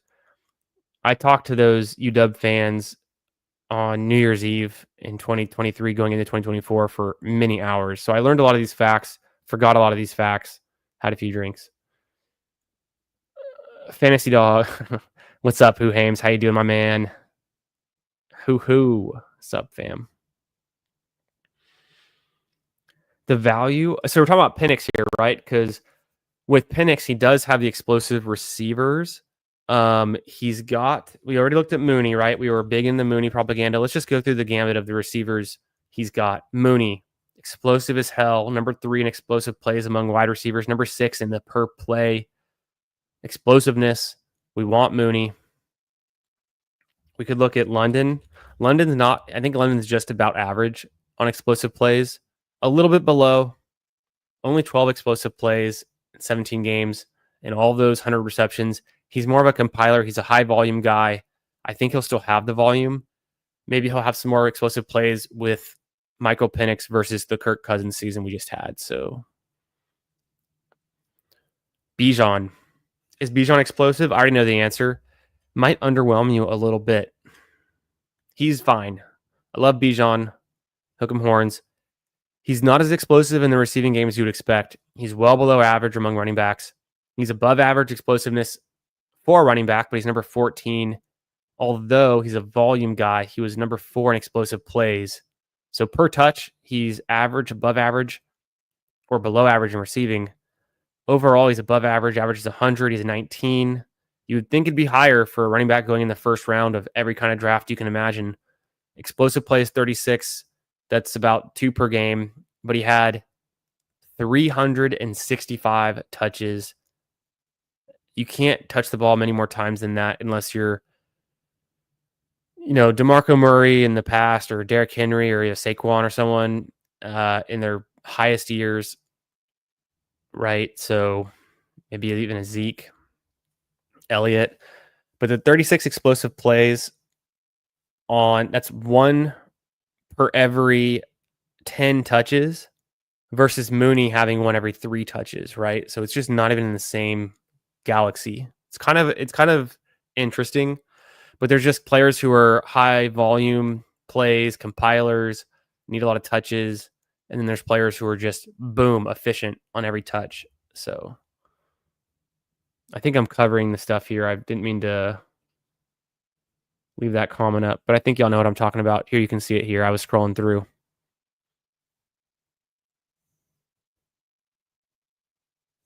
Yeah, no, this is not an end-all be-all stat either. Just one that I like. I like Player Profiler. I like the stats. I like the metrics. They just came out with this new explosive plays infographic. The EPX is a per touch metric by each position. So for Bijan, this is just compared to other running backs. 100 is set. It's set. 100 is set at right at average. So he's above average, right? But you think he might be better than this.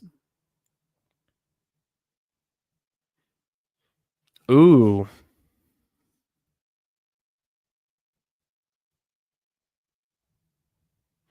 Nice. We'll have to check that out. You can Fantasy Dog, are you on Twitter? I don't know that I've seen you on Twitter yet, but if you are, go ahead and tweet us that team. We'll take a look. Yeah, Who Hames in the house. Great guy. Are y'all telling? So I want to look up. I forgot to look up earlier. You're saying it's Washington at Dallas week 17. Is that real? Is that a leak? Yeah, not on Twitter. That's okay. Is that a leak though? You're telling me breaking news: Washington at Dallas, Week 17, because that's a hell of a good matchup. Oh, your guess? Okay, still a good guess. Still a good guess.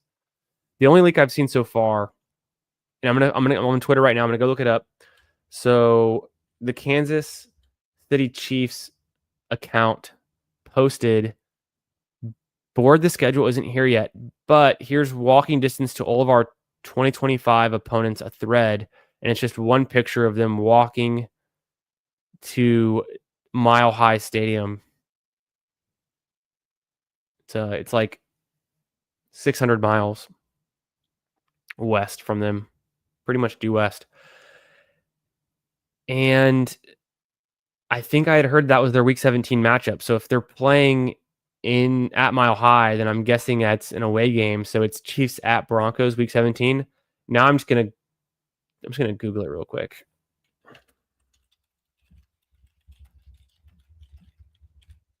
to confirm. Yes, the Chiefs. No, you guys were right the whole time. The Chiefs will. Well, duh, they play each other twice, so it must be the very first game of the schedule or something. Is Chiefs at Broncos? You guys were right. Chiefs will host the Broncos on Christmas night, which is Week 17, at Arrowhead. Okay, intel. Good to know. All right. I mean, I'll keep that little nugget. I don't know how much we're going to do with it tonight. The schedule comes out in 2 days anyways, but I like to know those things. Stay on top of it.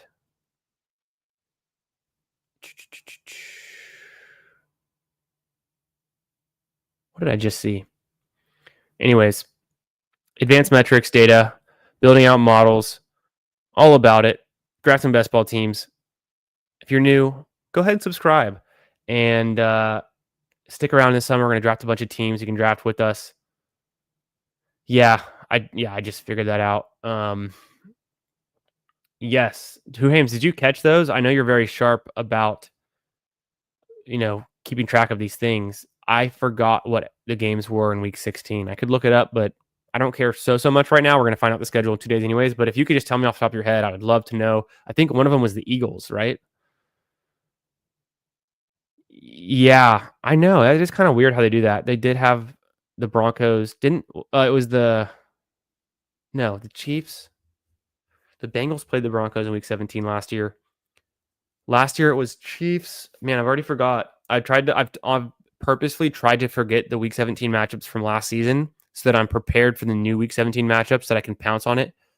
But let's think back. We were drafting Chiefs last year with Chargers? Who was it? I've already forgot. I guess I can look it up. I've got it right here. The Chiefs were playing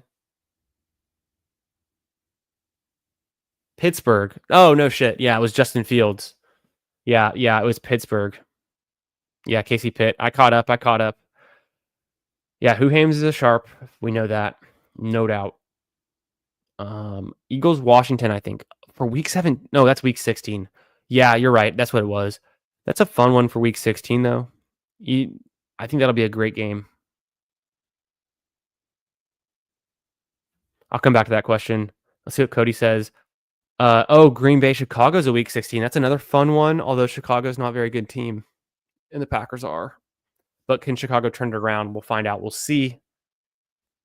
Cody, I got to know. What does the model say? Have you put the numbers in? Who are we picking for one and dones this week for the PGA at Quail Hollow? I was talking to Putt Daddy about it earlier in the stream. I think I'm going Rory. I think I'm taking Rory. I haven't used him yet. I think it's Rory's season. He's locked in. He's a bomber. It's a good course for bombers off the tee. I've already used Scheffler. I want to use Rory this week. Please tell me that's a good idea. Who did I take last week? I just took Berger, and he had like a T11 or something. He did fine. It wasn't good enough, though, to help me in my one and done. Yeah, I still have last year memorized to an extent, but I've purposefully tried to forget it over the last 2 weeks. And then, yeah, that's why I had a lot of Warren too, unfortunately. The model's coming tomorrow. Rory would be a good bet, sure. DeChambeau might be the pick. Yeah. Does DeChambeau have his mentals back together after his Sunday collapse at the Masters? That's what I want to know. But I think, yeah, a fun pick as well. Perfect. Yeah, I'll be tuning in. I'll be following. I know you got some shows cooking up this week. So definitely, man. All right, y'all. Let's review this team. Drafted this Best Ball Mania like an hour ago. I don't even know how long ago at this point. But we did a lot of player research. We did some chat questions, some really good stuff. I will say one thing before we review this team, and that is simply that. Oh, see, I did it again. Boom. Like and subscribe. Relevant. We're talking about golf. Does this one do it for you? You can either like or you can sub. Technically, you can do both, but the choice is yours. If you're my age, this one would hit home. Subscribers, possibly you. I think what I'm going to do for this one, I'm going to change this one from people to sub. I'm going to make this one my list of my Best Ball Mania targets, like that I was talking about earlier. So what I'll do is I'll zoom in a little bit. I'll shop this one up. The first one's going to be round 7, Joe Burrow, double stacked, Chase, and T. Higgins. That'll be the first on the list. The second one's going to be Dak, Pickens, CD. The third one's going to be just the basic Jaden Daniels with McLaurin. And then the next one's going to be the basic Zay Flowers with Lamar. But until I get all these combos that I need and I want for best ball, they're going to be on my list. I'm going to be hunting them out. And then who said it earlier in the chat? I'm going to scroll back up, but one of y'all said something hilarious earlier. I think it was Fantasy Dog. Was it? No, it was Al Boog. Tool time talk with Chris. I'm Tim, the tool man, Taylor. It's tool time. Home improvement, very up my alley. Watching TV as a kid. I think I might put together a show on Tuesdays and call it Tool Time Tuesdays. And then I already closed out of it, but we'll just go through the latest changes in ADP, the modeling, the player projections, my rankings, my tiering. That could be fun. I need to write that down now before I forget. I'll just take a picture of it. Make a note for later. Okay,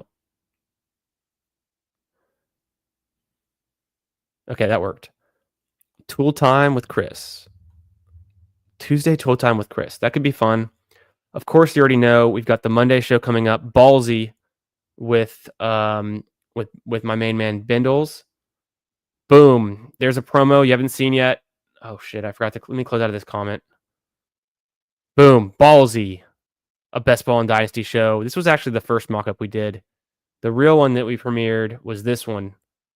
Boom. Holy shit. Does that look good or what? Shout out to both of us for making this happen.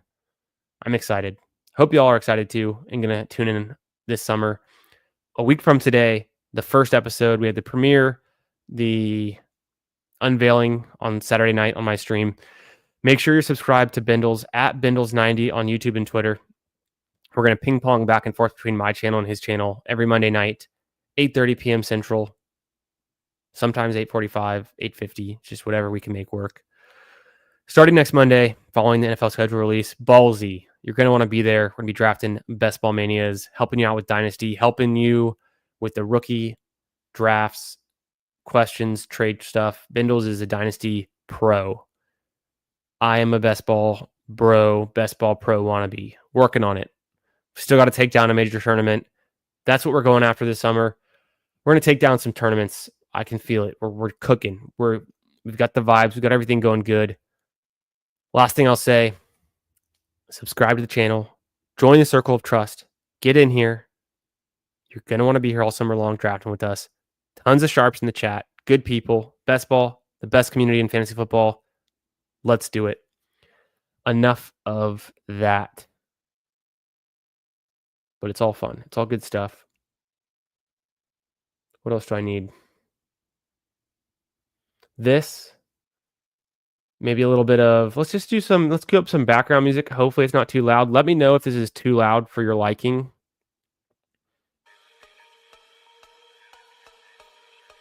If it's too loud, it'll be fine. I'm not gonna mind if it's too loud somehow. I don't have a mixer. Yeah, I appreciate that. Uh, what up, Meat? How you doing? Just playing catch up. Let me get through here. Yeah, excited to touch base with Cody on his model real soon.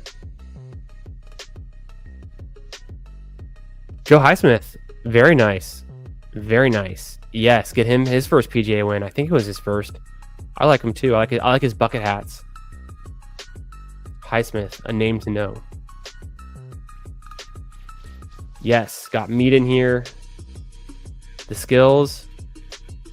Oh, me and Bindles? Yeah, shout out to Bindles. He's got the skills. I'm working on it. The crow's feet made me look older. I gotta check that out. I think I know what you're talking about. In a good way, a sophisticated way, a seasoned way. In this one? That one looks pretty broy. The crow's feet in this one, the liquid metal. Yeah. Terminator 2 is my favorite movie of all time. Maybe in every genre, but at least for sci-fi, thriller, action, whatever you'd call that. Huge fan growing up.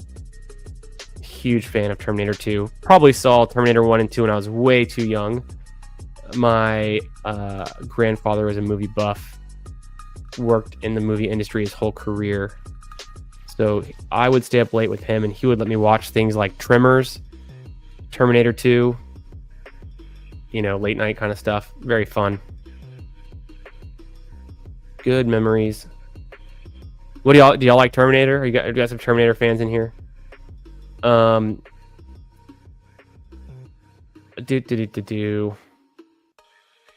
Did that new Home Depot stud finder bring you here? Oh my god. Can't believe I read that. Not sure that was necessary from the AI. Yeah, no, I'm aging quickly, Cody. 2 kids will do that to you. You're about to find out. I'm aging quickly. Crow's feet looks dignified. Yes. James Young, aka the Sentry, a dignified man. This is hilarious. I'm gonna keep going. Got that Clint Eastwood look. I think that is a huge compliment. Clint Eastwood's a good-looking man in his prime. The good, the bad, the ugly, all everything in between. I'm a big fan of Clint Eastwood. Wait, did the dog get a new profile pic? No, it's the same one. Cute dog. Yeah, no. Terminator series is very good. Yeah, I rank it Terminator 2. Then of course number 1. I think 3 is fine. After that, I lose track. It became very like meta. It became kind of playing into the same old tropes and things, and I have to rewatch the newer ones, but the classics are my favorite. Terminator 2, Judgment Day. I mean, holy shit.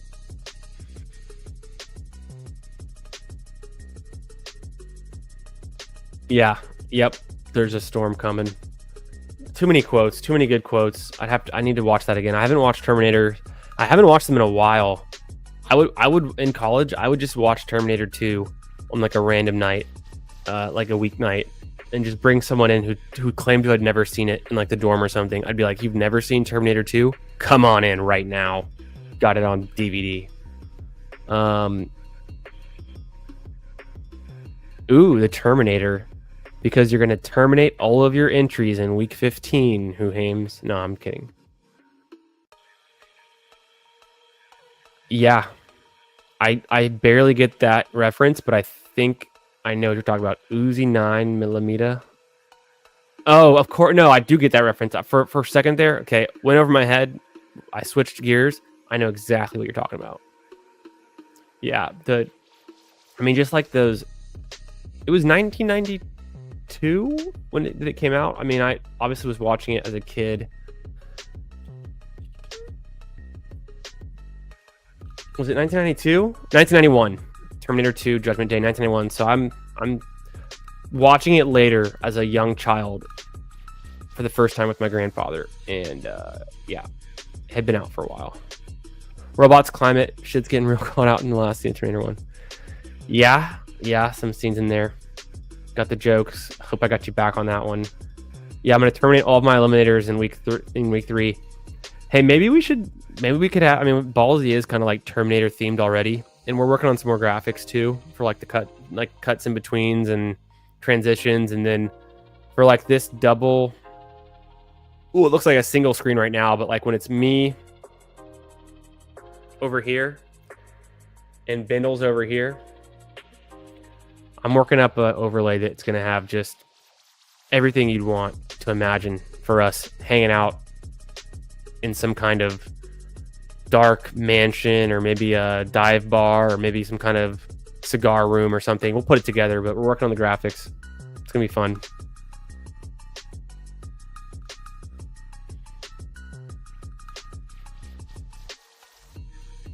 Yeah. Oh, I was going to say, though, maybe we should call it... We could do another show. We could, I mean, maybe too much Terminator theme, but we could have an Eliminator Day, Eliminator Wednesdays or something, and we'd switch it over and we call it like Terminators, because we're going to terminate the competition in the head-to-heads. I need to write that one down. That could be fun. That's an easy one right there. I'm going to write that one down. Okay, we've got, if you didn't hear earlier, we've got Tool Time Tuesdays coming up. It's going to be a thing. Tool Time Tuesdays. And we're going to do model review, ADP reviews, updates in the ranks, the tiering. Tool Time Tuesdays. I think I'm going to make that a thing. Shout out to Al Boog.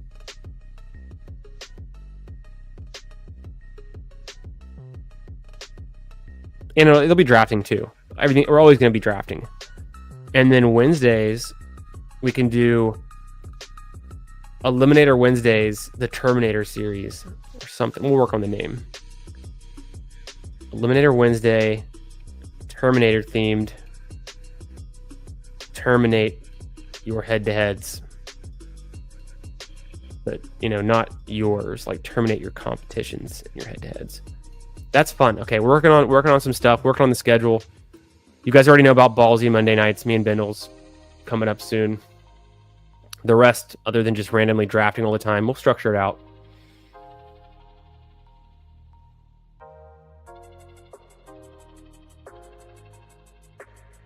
Still hasn't seen them reflect the sun. There's never an age too soon. I watched Terminator 2. I watched Terminator 1 and 2. I was probably...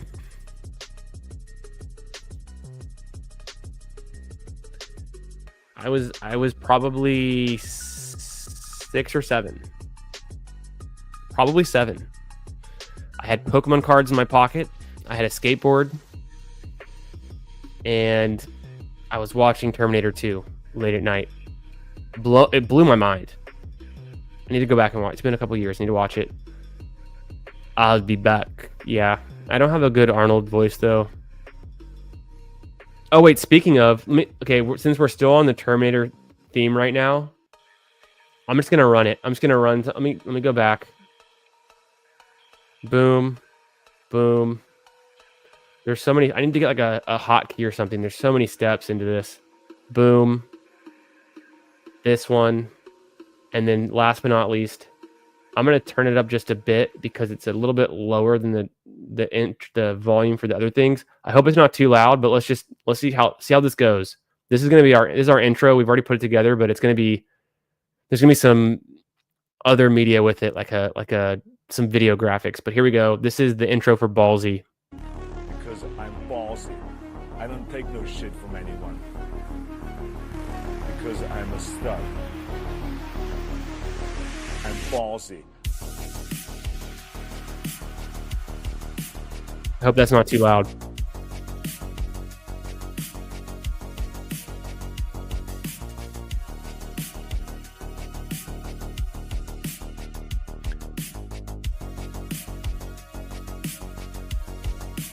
Anywhere I want. Because I'm ballsy. I don't take no shit from anyone. because I'm a stud. I'm ballsy. So that's the inspiration. There's like an interview that Arnold did many years ago, where he used those sound bites that we turned into a song, calling himself ballsy. He's a stud. He doesn't take shit from anyone, and he smokes his stogies inside the house, anywhere he wants. Is the last part it says. We'll get some more clips from some other famous Arnold quotes. The famous Arnold Schwarzenegger soundboard that we all used to prank call people in the early 2000s. I'll bring in some things that we can use. I think that'll be really fun. Imagine if I just press a button and we have, I'll be back or something more relevant, something that's maybe best ball relevant. Like, I have no idea. Get down, something. We'll figure it out. Terminator Tuesday. No, we're doing Tool Time Tuesday, talking about the garage tool, the ranks, the model, everything that we're working on. Also, I hadn't mentioned it today, but if you like what you're seeing, DM me on Twitter with any kind of proof that you're subscribed to my YouTube channel. I will share this file with you. You can use it. You can make a copy. I'll share a view-only version. You can save a copy for yourself. You can use my little tool. If you're into that kind of stuff, I've already built this. I built it for me. There's some toggles in here. There's some fun stuff. I'm updating it bi-weekly with new ADP. I'm updating my ranks and my tiers pretty constantly, almost every day. Other good stuff in here. But if you don't have Twitter, like the Fantasy Dog, then just hit me up another way. I don't know what that means. I don't even think you can DM on YouTube. I'll start putting my email in the description. It's fantasyfootballgarage@gmail.com. Easy enough, Shoot me an email if you don't have Twitter and you want the tool, if you're excited about using it. I'm only using it on stream because I actually use it to test things out, and I'm building it and developing it just for myself. It's kind of like what I do in my normal job anyways, building out models and things. Not for best ball, of course, but just for other things. So this is fun for me to do for best ball because I get to use some of my other skills just to put something fun together. But if you'd like to use this, hit me up either at the email or a DM on Twitter. Proof that you subscribe, just like a screenshot or something. I don't know. And I will share this. And then obviously you have to give me your email that I can share it to. I'll share it to you. You can make a copy. You can save it. It'll be fun if you're interested in this kind of stuff. If you wanted the... Yeah. That's enough of that. Let me catch up with y'all.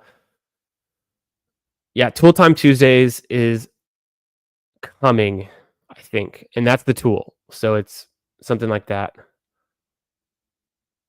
Sober thoughts. I think your questions have been getting answered because the chat is on top of it. And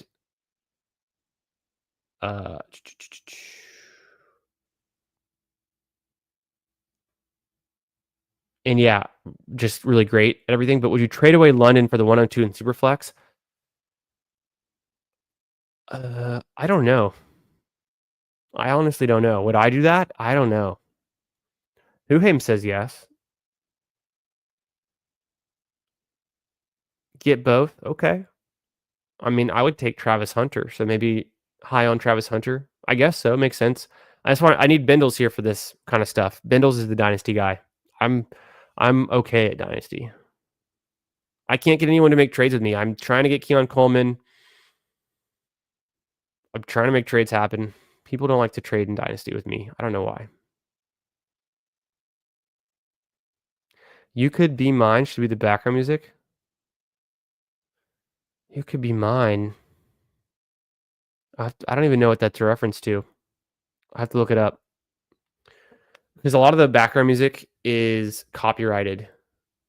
So I can't use it all. You Could Be Mine. Why does... Oh, okay, yeah. It's from the movie. Guns N' Roses. Okay, yeah. It's definitely copyrighted, but no. I didn't catch that. When I see it, though, Guns N' Roses, yeah, no doubt, Putt Daddy. I'm almost 100% that it's copyrighted though, so we wouldn't be able to use it. IDP league, I mean, I guess Hunter scores in that too. I was thinking non-IDP league. I probably would want Hunter in Dynasty. I'm thinking over Drake London, but London's not bad either. Yeah, who Hames is sharp. So sober thoughts, getting your questions answered. Love to see it. Appreciate y'all in the chat for helping him out.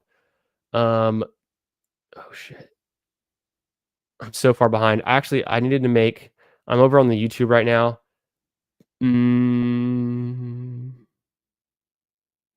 Who Hames, you're now a moderator. Congrats. You are killing it, helping people out in the chat. You're always in here. I love checking your streams out as well. Everyone who's in here now, make sure you're subbed to my channel. Make sure you're subbed to Who Hames channel as well. Great stuff. And now you're a mod. I don't know if you want the responsibility. You can throw it away if you don't want it. Ridiculous enough to be awesome. And yep. Boy grinding. Yo, what up, Pat? I knew you're in here. I'm just catching up. Hope you're having a great night, my man. Crazy stuff going on in the best ball world right now. Everyone's up in a tizzy, man. What's going on? I said I wouldn't talk about it. We drafted this best ball mania over an hour ago, and we've just been chilling, talking about dynasty picks, talking about player projections, stats, talking about Ballsy, the new show coming out on Monday. It's just talking with the chat, chilling, having an easy Monday night. After I finish up the stream tonight, we're going to do another draft. We're about to start. I said that an hour ago, but we're really about to. After the stream finishes, I got some homework to do. I got some homework to do on the Broncos. I got to do some research on the Broncos, make some headway on what's going on there.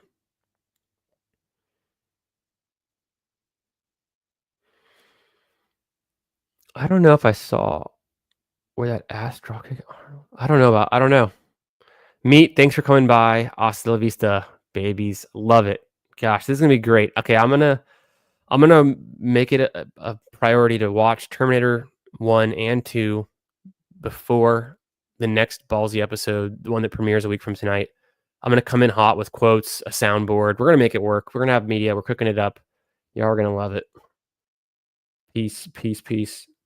Hit up my AOL. Yeah, I was still pitching the email back then. I'm 4 minutes behind still. Yeah, hit up your AOL. You're an old man too. You know how it goes. They were making fun of me earlier for having crow's feet because I'm aging rapidly now that I have 2 kids. Email again. Yeah, sorry. So fantasyfootballgarage@gmail.com is my Gmail for all of this stuff. This is the Fantasy Football Garage, the YouTube channel. I'm Chris the Candyman. Goodbye Candyman on Twitter. My name is Chris, and this is the garage. You can call me Garage if you want, but the garage is symbolic of the location. When I started streaming and doing best ball drafts, I was literally sitting in my garage. Pat was there. He can tell you. And if you look back at the oldest videos, which are pretty weird, but not too cringy, pretty decent, still very stats focused, but you can see the background is my garage and like my tools. I have a lava lamp in there. I've got a TV in there, just some pretty basic homeowner stuff for a garage, but it was too hot in there. And I'm in the house now. I'm allowed back in the house is the main takeaway. So I prefer to be in the office.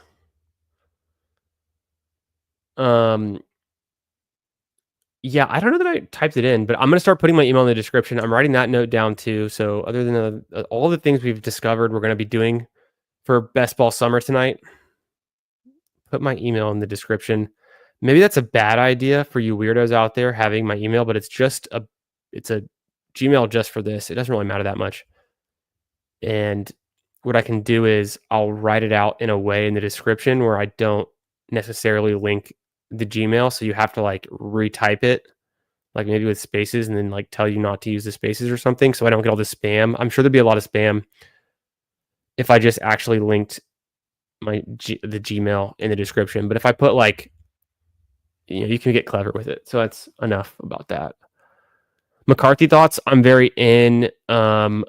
No, I like McCarthy. I think he's a baller. He's a really good golfer, which that's bonus points in my book. That's in the model somewhere. There's a tab for how good you are at golf. Adam Thielen's a scratch golfer. Devontae Adams has like a 6 handicap or something. So those guys get moved up in the ranks a little bit. McCarthy he's a baller. He's going to be good. People hate on him because he went to Michigan because He didn't pass a lot in the Natty, whatever. He's gonna be good. He's gonna be good. He's playing with Justin Jefferson. He's got Hawk healthy. Jordan Mason's now there. They're gonna run the hell out of the ball, and they're gonna be fine passing it. No, I like the Minnesota players. I think they're still a good team, good coaching. I like McCarthy. I think he can be good. Anyone who's a fan of the Vikings or the Minnesota area, they're all in on McCarthy. Like Thor Nystrom, I don't think he's overly biased. I think he knows ball, and he's definitely in on McCarthy. No, see, I think Darnold was so look at Darnold's career though. He was a function of that offensive scheme and system with Kevin O'Connell. No doubt. Darnold had his best year with the Vikings because they made him good. I hope he can replicate it and do something good in Seattle for his own sake. And because I'm not like I hate the guy or anything, and I want Seattle to be a fun place for fantasy points too, but I doubt it. I doubt that he'll be nearly as good there. So that's why they let him go. They didn't need him. Yeah, that tracks. Broncos, the number one O-line projection. Yes. Yeah. And if I look, I've got Mike Clay's projections and his just positional group rankings. Let me scroll to it somewhere in here. I need to narrow this down. There's too many old promo materials in here that's slowing me down finding the stuff. Where's my Mike Clay positional? Is that it? No. I'll find it. I'll tell you what he updated this post draft. I think he's going to agree largely with what you're saying. He has the Eagles as the number one offensive line. He has the Vikings as Eagles number 1, 10 out of 10 rating. He has the Vikings at tied for number 2 with a 9 out of 10 rating. Tied with the Bears. So I'm not super surprised by that, but I need to remember that. Detroit Lions have an 8 out of 10 ranking. We're talking about the Broncos. He has the Broncos, as a 9. So I guess he has the Broncos, the Vikings, and the Bears as his second tier rated offensive lines, like second best tier, highest up. So that tracks.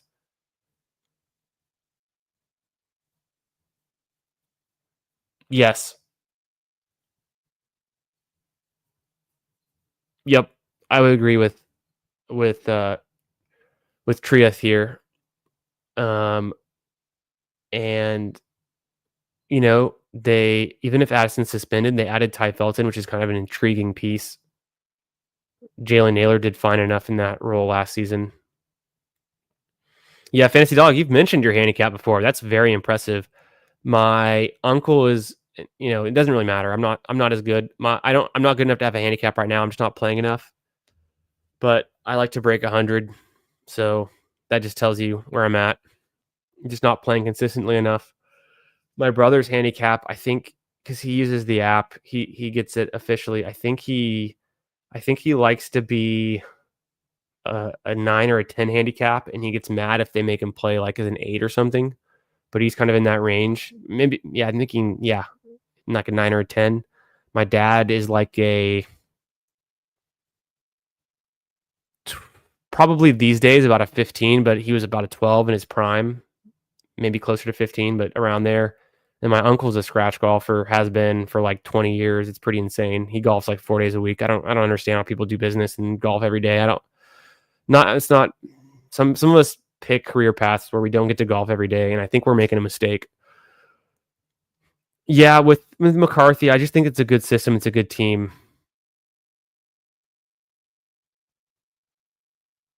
Michigan, I think they were just built to run, I think, was the thing. No, I agree with I've seen those counterpoints a lot. I think though in his limited sample sizes, he's still good. He's still a winner. Yes, there's a really good Michigan team around him that all got drafted, but they beat, Bama. They had those big wins. I think that matters too. Interesting. Okay, that's a good data point. I'm not as familiar with his game, with his analysis, but I like to hear that kind of stuff. You guys are helping me learn. Yeah, he the ranks I was talking about, he ranks them on a score of worst being 1, best being 10, and then there's like different people are at different levels. So I don't know if he doesn't rank them like 1 to 32, at least in that. He might be doing it right now, or maybe he has something more current out, but yeah, I was drafting a ton of Swift in the big board. I haven't been touching him as much lately, but apparently the offensive line is the good. I just worry if they bring in someone like a Dobbins to Chicago, that Swift loses some of that volume.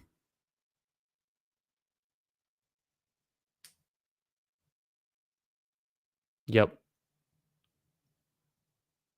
Simple stuff. Simple stuff.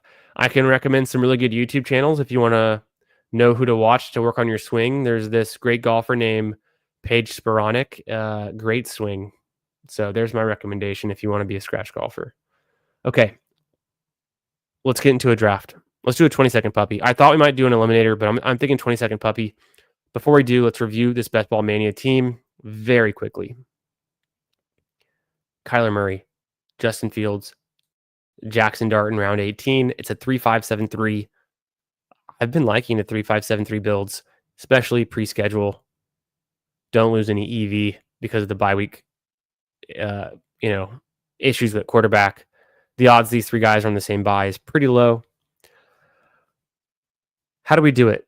We got Brees Hall, team correlation, Jets, wheels up. We got James Conner, the Cardinals, same situation. Just big fan of James Conner. Super undervalued in fantasy. Caleb Johnson could be great. Could be the Steelers' workhorse. I'm kind of fading Warren as it is. Jordan Mason, my favorite running back click on the board. You already know. Eckler continues to rise. We'll chase him as he continues to rise up. Missed a few games last season. Could be really good. Had the concussions. I think he'll be healthy. I think he'll be back at it. He takes care of his body. Great pass catcher. You want pieces of the Commanders' offense with Jaden Daniels. Neighbors got the stack with our first round pick and our 18th round pick. How often does that happen? AJ Brown, just a good piece, explosive, one of the best wide receivers in the league. Can he get more passing volume this next season? Almost definitely. Missed a bunch of games. I think he played 11 games. Still good. Almost had 1,000 yards, I think, on 11 games. So, or something, or close to that. Marvin Harrison needs to take a step forward. Cortland Sutton is always decent, and he had a great year last year. Does that continue with Bo Nix? Shaheed, upside play. Pierce, upside play. Slayton, the exact same thing. Double stacked here with Dart. Goddard, Taylor, Gesicki. I've been doing more mid to late two tight end rooms, and then even 3 tight end rooms. Get a Bengal on your team if you can. Mason Taylor stacked. Goddard should be good. Eagles team stack. So that's a Best Ball Mania. That's a really fun one. I like that one for me. Let's get into a 20-second puppy. What do you guys say? Let me just refresh a few things. Yeah, we can do it real quick. 20-second puppy. If you can hear my voice now, I'm entering the draft. It's a 20-second puppy.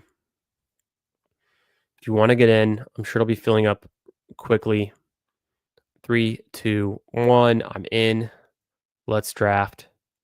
6 more to go. Perfect. Just a 20-second little puppy. Just a puppy. I thought about doing an eliminator, but that was an hour ago, and it's too much concentration. Let's fire off a puppy at 11 p.m. Central. Let's do it fast. Let's fill this thing. We can draft it in 35 minutes. And that was fun, though. We talked a lot about player takes, got into the model, answered some chat questions. Good stuff. 5 more. Let's get this thing. Let's get it. You want to draft a puppy? Let's do it. If you're already in a puppy, multi-table, come on. Do it.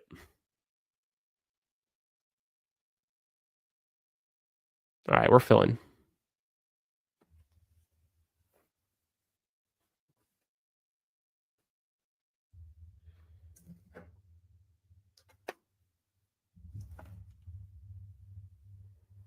A lot of drama in the best ball community this week. It's always something.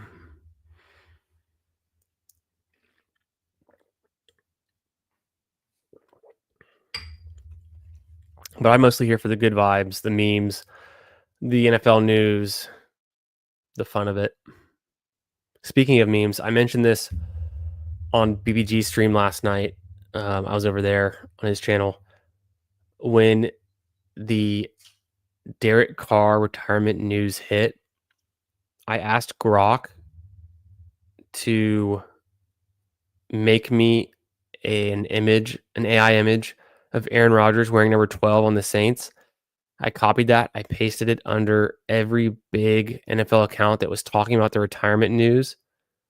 The NFL's official Twitter, the Saints official Twitter, I posted it under. Who else? Rappaport, a few other media personalities, probably like 4 in total, with different versions of who says no. Saints should get this guy, like whatever. If you follow me on Twitter, you probably saw some of it. I thought it was hilarious. Got a lot of interactions, tons of people replying to that. A lot of Saints fans being like, hell no. And then a lot of Panthers and Falcons fans being like, yes. So I thought it was hilarious. I've got a mental note to do that more often. We have giant breaking news, just a little bit of a troll, but just some fun. There's not that crazy of news very often. There's lots of small news pieces and interesting things that doesn't really hit the whole like front page of the internet in the NFL. But Derek Carr retiring, people who don't even watch football probably heard about it. It's kind of like when Andrew Luck retired. It's not as extreme. When Andrew Luck retired, that was pretty breaking news too. We got Drew in this one in the 3 spot. If you're in here, Drew, what up? How you doing tonight? He might just be drafting, laying in bed, doesn't even know he's in here. But we got our man Drew T-Bucks in here. Got Fantasy Dog in the 2 spot, of course, a total G. God love us all. Help us with our golf game. You know what, Fantasy Dog? I think Hams was in here earlier. He obviously we'll have to catch him on another time. Do this. I'm on the clock. Pick number 9. I didn't even see where I was drafting. I'll take Genty at 9. Come on now. I need to get more Nico Collins. I only have 12%. I want to have like 14%. You guys are letting players like Genty and Neighbors fall too much. It makes it hard for me to get Collins. Fantasy Dog, you're going to be a moderator too, whether you want it or not. You can throw it away. You can hand it back. But Fantasy Dog, you're now a mod because you're always in here holding it down, and I appreciate you, man. Don't know if that's being a mod is a good thing or bad thing. I'm not a mod on anyone's channel. I don't know what comes with the responsibility, but okay. Pick number 2. JT goes early. Bowers goes a bit early. Derrick Henry even goes a bit early. I'll go McCaffrey there. Sure. Well, this will be an interesting team. Potentially, Genty McCaffrey's harder to pull off at some point in the future if they're both going in the first round, or even if Genty just doesn't really fall as much as often, and then McCaffrey closer to pick 12 or something. I don't recognize Draft Dude, but it's a good name. We got Fantasy Dog in here. We got T-Bucks in here. One Pride seems familiar too. And then who else? No, that's about it.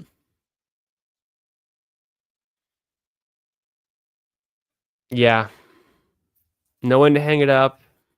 Had a good career. He'll be in media for sure. He'll be doing something.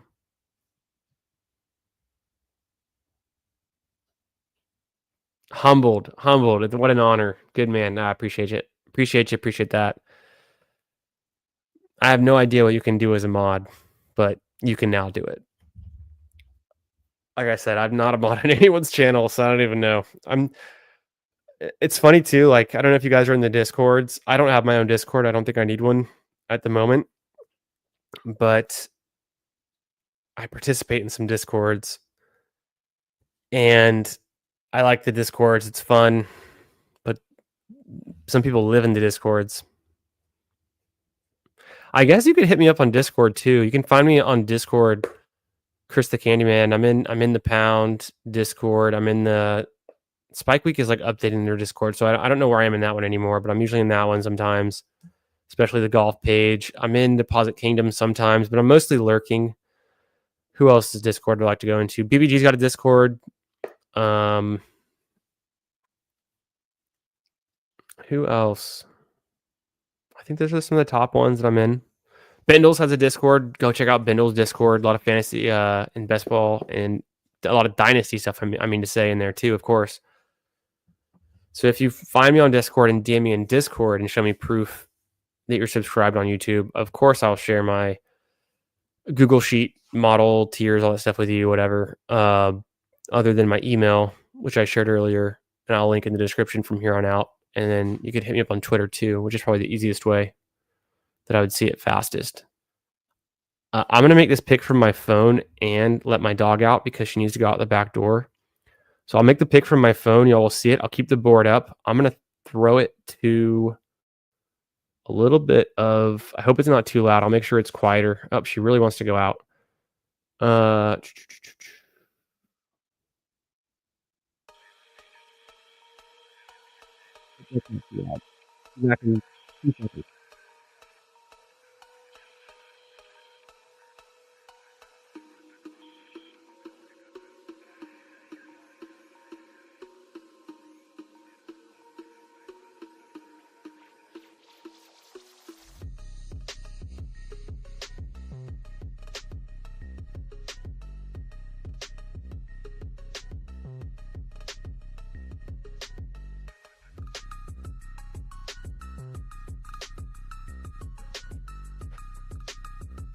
Took Rice there. I like Rashee Rice a lot in the third round. I have him ranked at pick 24 overall. So I'd be willing to take him. I'd be willing to take him like anywhere in the third round. Who went? Oh, Terry McLaurin went super early. That's what I noticed.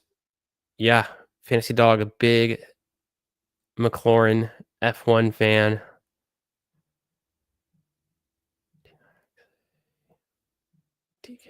I'm just going to go with T-Mac here. I like that start. McCaffrey and Genty.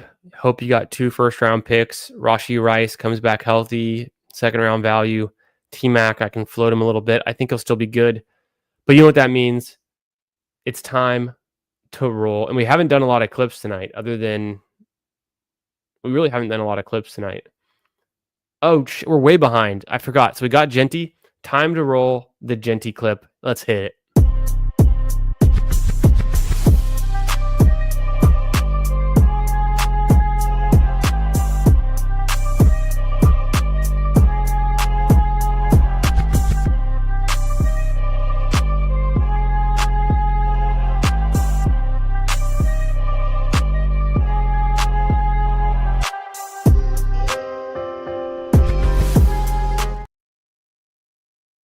Very nice. Love it. This might be one of the... I've done it before, but one of the few teams I've got Genty and T-Mac on. I'm going to save the T-Mac clip for when my dog wants to come back inside. I need to stall for a minute. Burrow goes before Hurts. Drew grabs Bucky, T, Jefferson, and Burrow. Pretty strong start. We know he's going to take Bucky. Tampa Bay Bucks in the name. You sniped him on Mike Evans, Fantasy Dog. And you go Jalen Hurts, Jameson. I love the Jameson pick there. Saquon with Hurts is a fun way to play. I like that. I like that for sure. Man, Zay almost fell back. Well, not to me, but he was falling back a little bit. Zay Flowers, great pick in the 5th round. I've got him ranked in the 4th round. Same thing with J-Mo and DK Metcalf. I would have liked Pickens here. I would have liked Sutton here. Pick 57. I hope Calvin Ridley's there. Travion Henderson, also a very good pick. I just don't need it in this build, but I don't want to I don't want to avoid a player I like just because of the build either. I can make the build work later for me. If Travion was there, I'd really consider taking him. I have Ridley ranked 49, but I have Travion after that. I have Travion at 59. So actually, I have Ridley ranked a bit higher. It just seems like Travion's rising, and I want him on more teams. It's hard to get him. It's been hard to get him. Travion. It's ADP 62, but I never see him go at 62.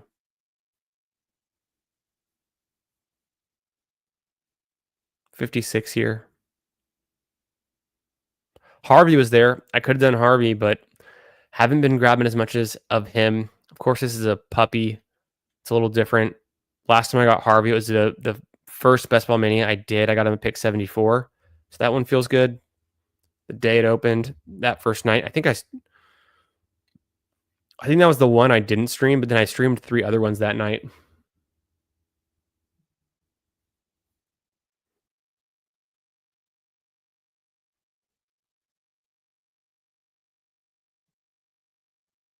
Ken Walker seems like the smart pick here. Obviously love James Conner. I'm going to go Walker on this one. Now I have 3 stud running backs, 3 wide receivers through 6 rounds. I'm feeling good. Do a quick refresh, get the combo tool to populate. How have I been building out these Genty teams? Okay, so this is a team I have not. I've got some McMillan with Genty, so I have done it before. Like I thought, some Ridley.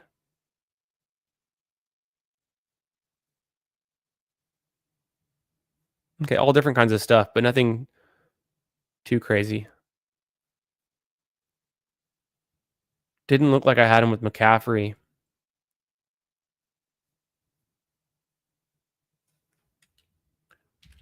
Yeah, not McCaffrey. What about Ken Walker? I've got him with Ken Walker at least once, looks like. With Rice, nope. So that's nice and new. With, well, Tet's not showing up, but I thought I saw him in there.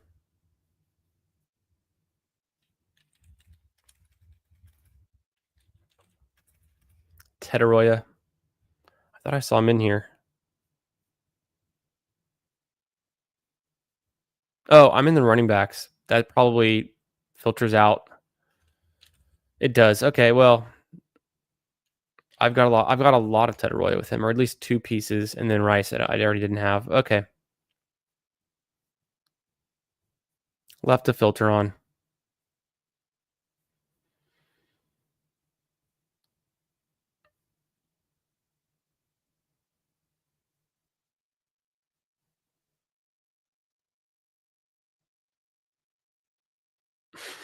You guys are hilarious.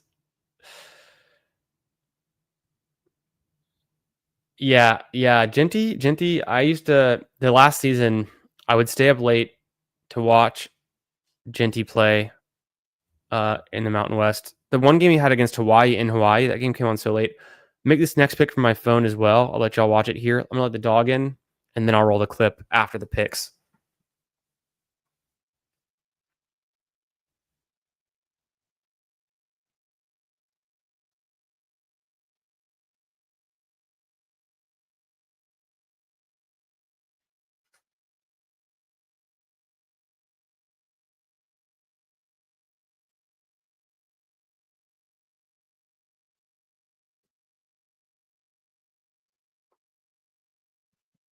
Well, I made it back in time. Jaden Reed, come on down. I mean, I could have got a falling value on Caleb, but I just don't need him here in this build so far. And I do like Jaden Reed there a lot too. I think I had Caleb ranked a little bit ahead of just one or 2 spots ahead of Jaden Reed, but different position groups, so it doesn't matter. Take who you need.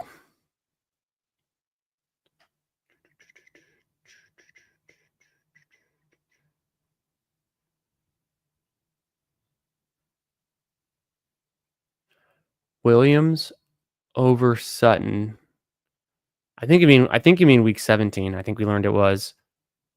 It's going to be Denver at KC. Got you Williams over Sutton. You're afraid of Kansas's cornerbacks for Sutton? So this would be an easy click for me.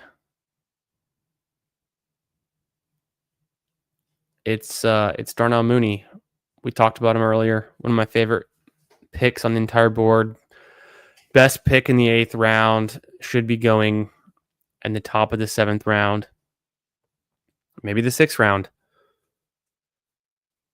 I won't harp on it, but How can you justify taking Roma Dunze over Darnell Mooney? It makes no sense to me whatsoever. Same thing with Pearsall, but he goes a little bit closer to Mooney, but there's not a logical explanation for why you would want Roma Dunze over Darnell Mooney, and then for him to be 2 rounds in round 6 versus round 8. The only thing is people are hoping for the ceiling outcome for Dunze, and they're buying into the hype and the name value, the fact that he was drafted in the first round, and they're discounting Darnell Mooney. Mooney's playing in a better passing offense, a better team, a better scoring offense. The true number 2 there behind London. They didn't change their offense this season. It's going to be very similar, except obviously Penix is going to start more games. Should be better for him, actually.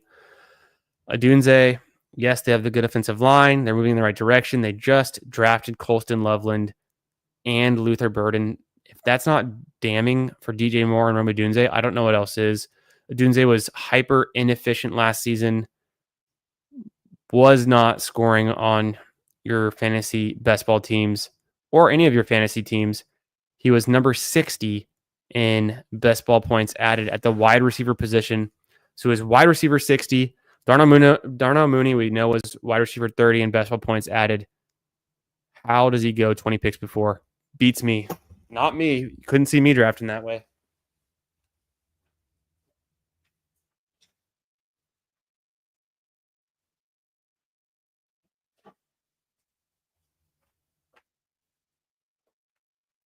She has a pattern. She goes outside, comes back in, then she wants to leave the office.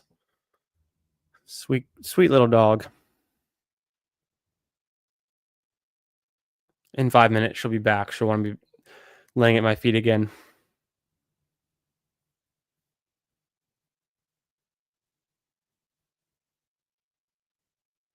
Yeah, the Swift, I think, is a good pick. I liked it a lot more around pick 100. I think it's fine where it is. It's a bit, I mean, you get him at 74. If you're bullish on him, why not? It's as good of a pick as Pollard, for sure, I think. I'm just a little bit afraid they bring in someone like Dobbins, but I have no reason to think that, anything could happen. It's just as probable as anything else.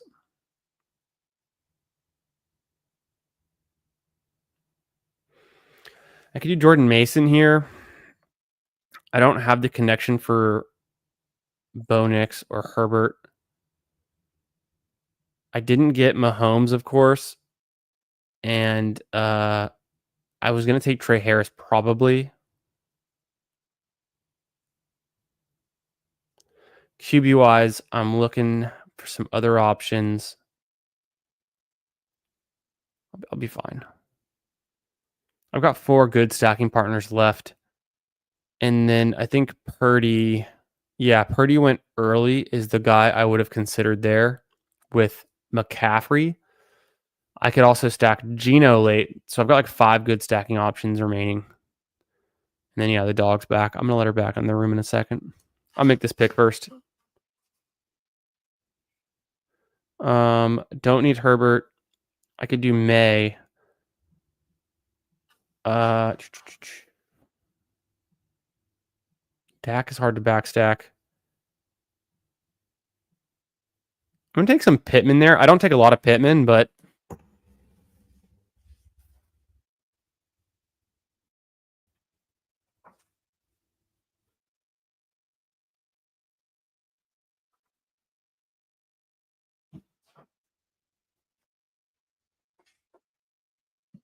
classic dog move. In, out, in, and then back out. Pittman, I don't take a ton of them, but seems good on this build. What have I got so far? I've got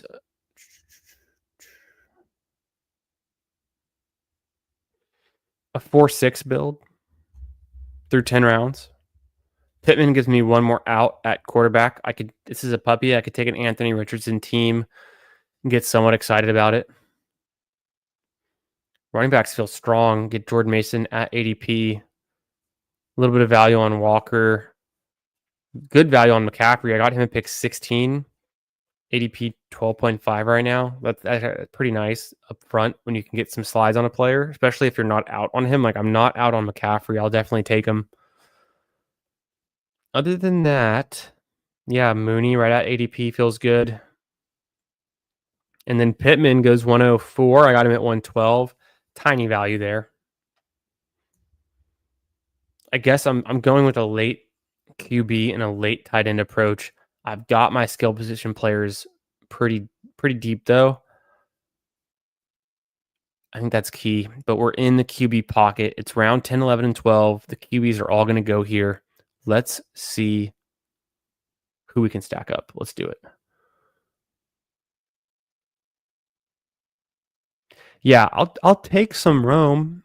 I'll take some Rome, but he goes before Caleb Williams, which is crazy to me. He should be going after Caleb Williams, and then you'd be able to backstack, get Caleb Williams, and then get Rome. It's the opposite right now. You have to take Rome earlier and then get Caleb Williams next. There's a chance that people take Caleb Williams naked without a wide receiver, or they take him with DJ Moore. I'm playing the Bears through Burden and Colston Loveland much more often. I would have taken Colston Loveland there at pick 112, but he goes one pick before me. I like Swift. Like I said, I'll take some Swift too. I'm not really drafting DJ Moore and Rome Odunze so much right now. I need Rome Odunze to keep falling because I would take Darnell Mooney over Rome Odunze every time. I would take Jaden Reed over Rome Odunze every time. Golden over Rome Odunze, no doubt. So he's going to have to fall a bit. What's the difference between Luther Burden and Rome Odunze? Rome Odunze played one season in the NFL and was unfortunately not good in the situation, wasn't efficient. He was great in college, great with Penix Jr., but he's playing with Caleb Williams, and you'd think that'd be fine, and they didn't really hit it off very well together. They didn't play well together.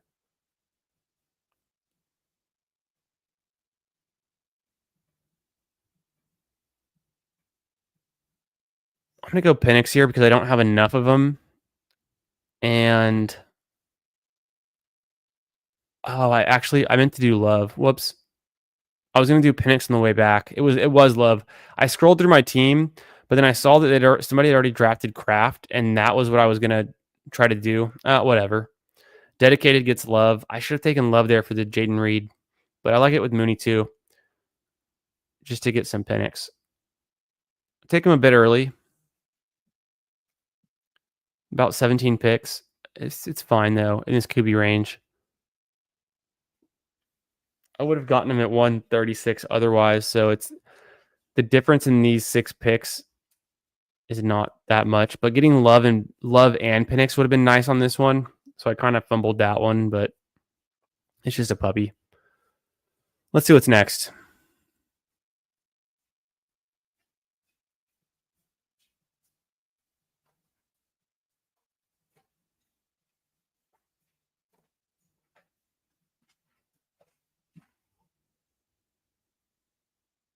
I'll wait on option for Cam Ward or Bryce Young or Tyler Algier. Probably don't need Goddard. Kincaid this late feels kind of nice. We're used to paying up more for Kincaid. Maybe he has the year 3 breakout.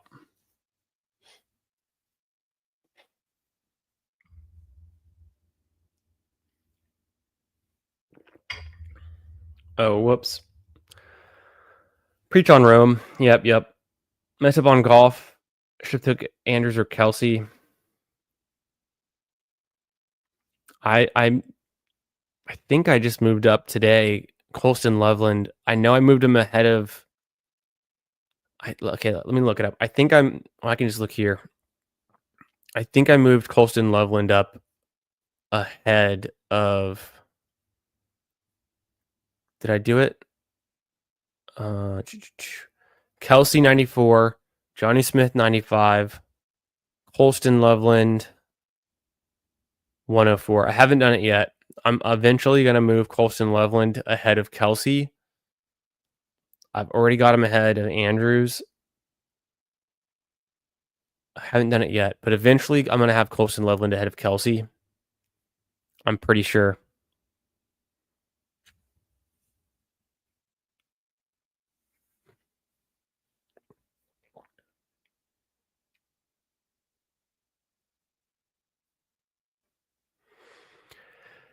You watched him at USC? Yeah, I watched him a lot at OU, and then I watched a little bit at USC.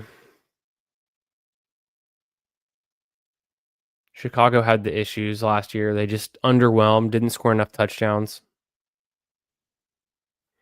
Let's see what T-Bucks is doing. 2-4-5-2. He's got Stroud and Burrow, right? So then I think Drew had Higgins. Interesting. Okay. It's a fun way to play Stroud.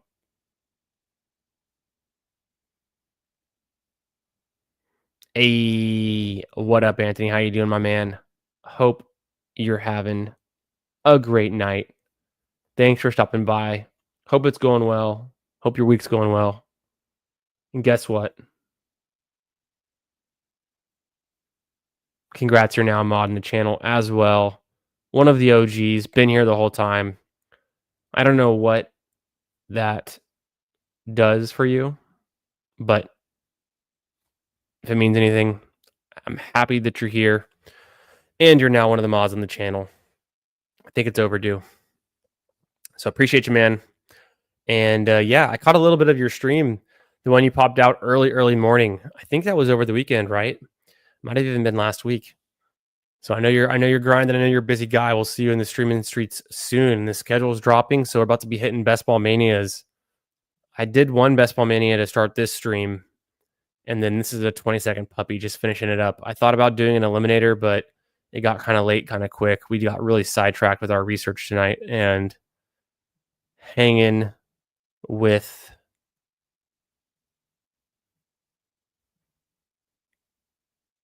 the chat.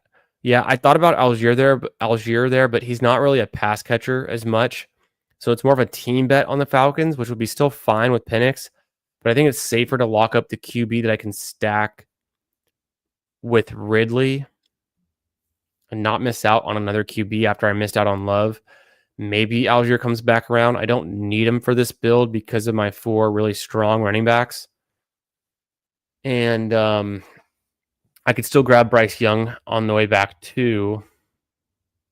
Or I could push it and then try to get Anthony Richardson later. I might just take Bryce Young. It's a pretty good correlated bet with McMillan versus the Pittman pick, which was much later, although Pittman could be the wide receiver 1 for the Colts. It's either him or Downs, I think. Maybe Downs. Pittman healthy, though, could be interesting. So they're both there.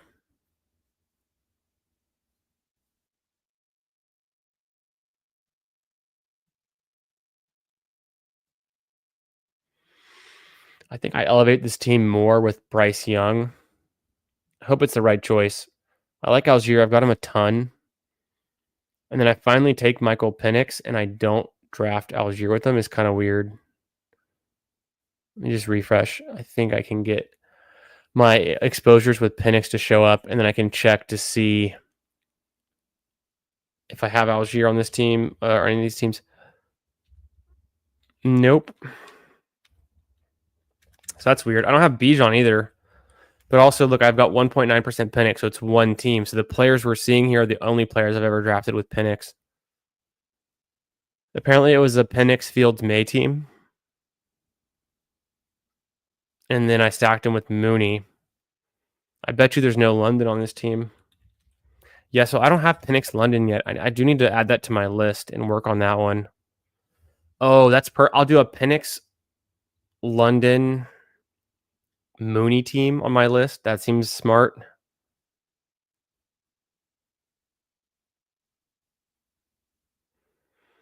And then a variation on that would be Penix, Bijan, Mooney. I don't think I want London and Bijan on the same team. Just too much draft capital, your first and second pick on the same team. When the Falcons they could take a giant step forward, but they're not necessarily one of the top scoring offenses. It's not like getting Jamar Chase and T. Higgins, or if you were ever lucky enough to get Amon Ra with Jahmyr Gibbs, the different situations, those are the highest scoring teams, like literally the top scoring teams. But then even when it gets to something like a Genty Bowers, I wouldn't want that. And the Raiders should take a big step forward too, but they're in a similar position with the Falcons where they just can't support necessarily, two fantasy assets in the first 2 rounds. It's very difficult to do.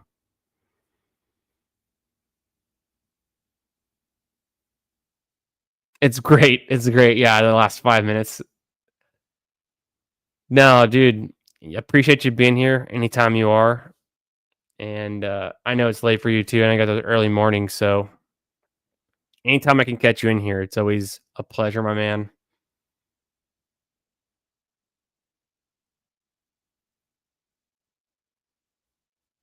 Let's see what we can get into. How are we going to land this one?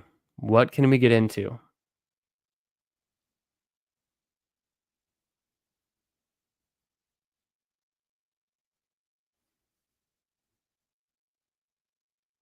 Picks coming up 177. Don't need any QBs.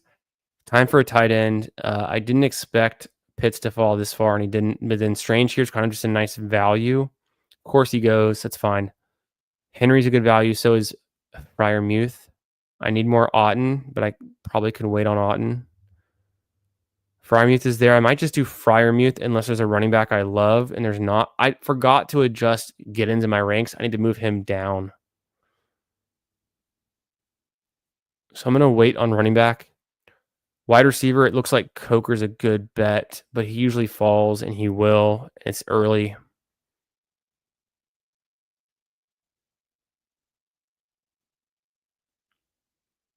Io Manor is interesting.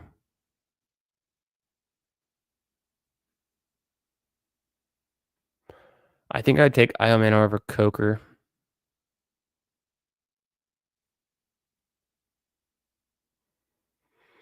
I kind of do like Otten on this one, though, because I've got Carolina and Atlanta.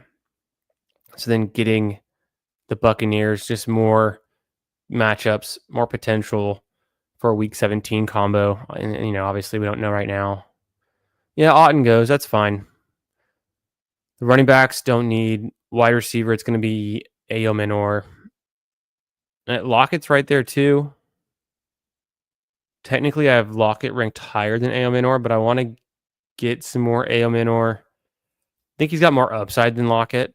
Lockett has a more secure role, but I feel good enough about my top 4 and 5 wide receivers. 1, 2, 3, 4, 5, 6, even through Pittman. So the 7th with Ayo Manor feels pretty good for an upside pick. Could stop at 2 tight ends here easily. Might go 3. Another way to play it would be JT Sanders, Juwan Johnson for the divisional correlation. He's actually a little bit better than Sanders, just skill, like where he's at in his career wise. More experienced veteran, better results. Missed some time in this 2023 season, but typically a 50 and 500 type of guy. A few touchdowns in there. Saints could, though, just be pretty bad, right? Okonkwo is always undervalued. I have him ranked pretty low, but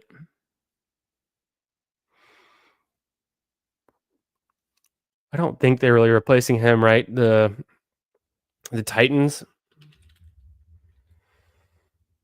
they got Gunnar Helm, who I do like. I always forget that he goes there, though, to the Titans. Could be an interesting pick.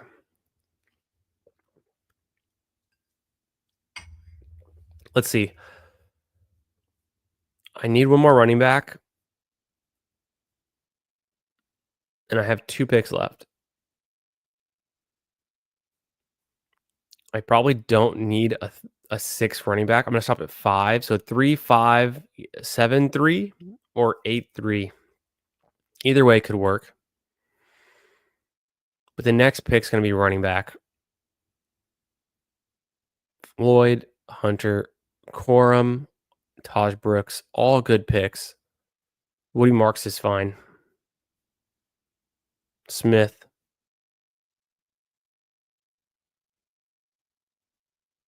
Gordon even.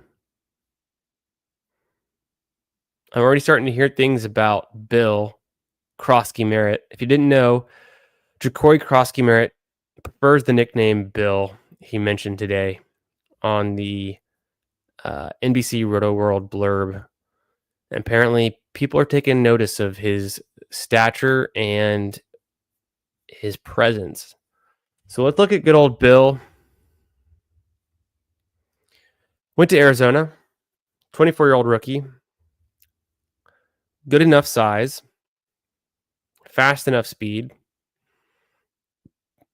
His college yards per carry is 95th percentile. That's interesting.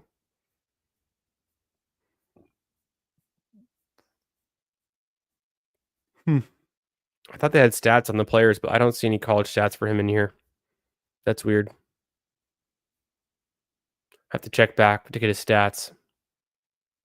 All of those tight ends went that I wanted. That's kind of unexpected. Dwan Johnson, JT Sanders. Okay. I mean, I could do a Okonkwo. I'll probably do a Okonkwo with my last round pick, or I just won't take him at all. Well, considering I already have Cam Ward double stacked, I don't think I want the triple stack. Maybe I do. Cam Ward's a pocket passer. What did Lloyd do here? Corum, Brooks, very high on Brooks. Sprinkling some Ollie Gordon. Does he lose the job to Madison?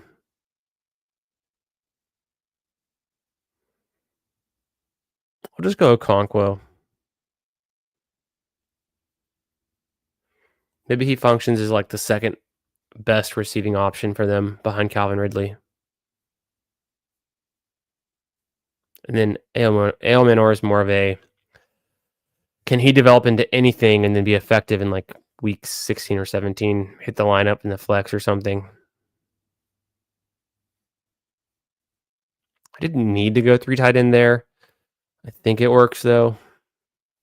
It's an excuse to get more Okonkwo, and then every single one of the running backs I would have considered taking are still there. Taj Brooks would have been fun.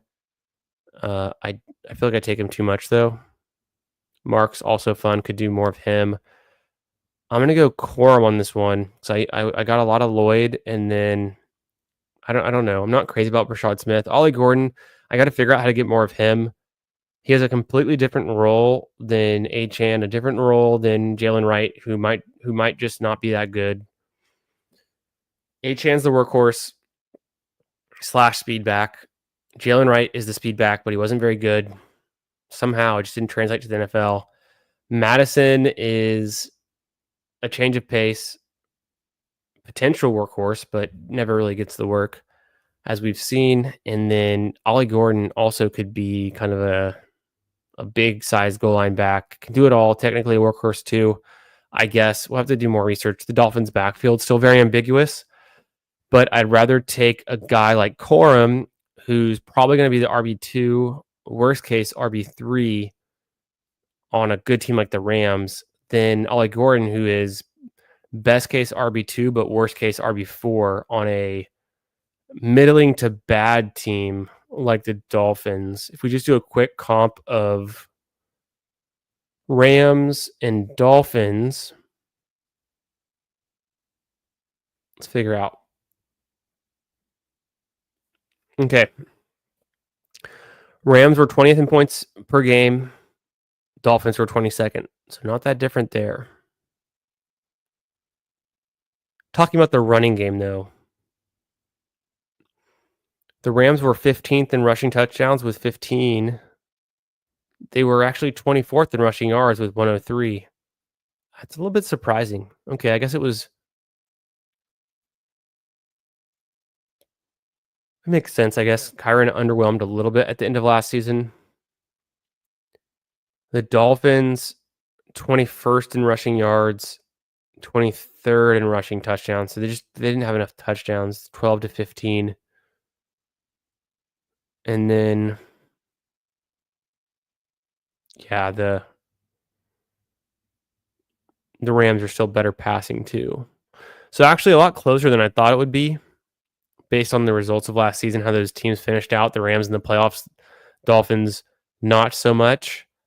but I guess they're kind of a similar backfield bet. But at the same time, it's Corum's the 2 or the 3. Ollie Gordon's the 2, between the 2 and the 4. So anything can happen. That's my 37th puppy.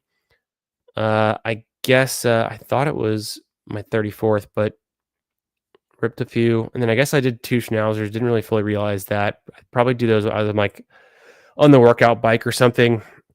I'll do more schnauzers when the schedule drops and max it out. It's going to close sometime soon. Nice little puppy here. 14 BBMs as of tonight. Let's see. Yeah, sorry, I didn't check in with the chat, but let's check up and see what the comments are.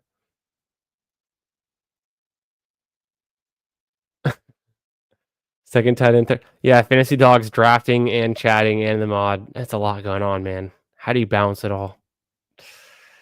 Ayo over Coker for this build. Yeah, it could be. I think it's fun. I didn't go so hard on the Panthers. Technically a skinny stack with Penix, a skinny stack with Bryce Young.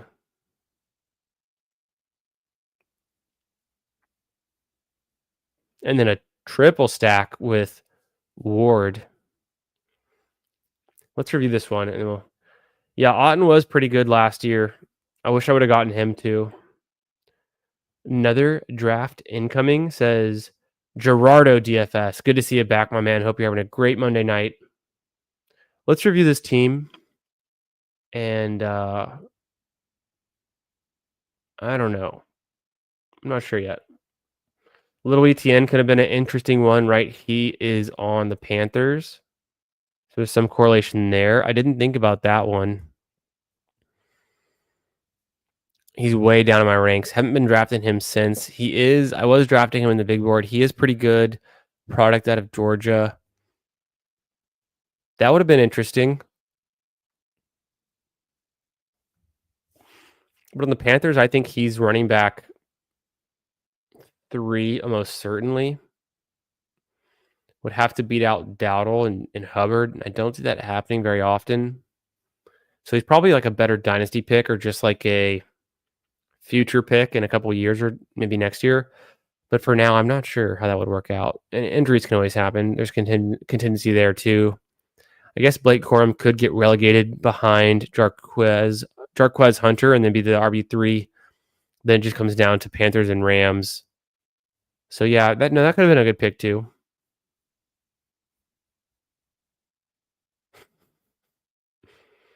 I'll have to check the team out. We'll check after this one for sure. 39th, Max the Schnauzer. Only 1 BBM. Nice.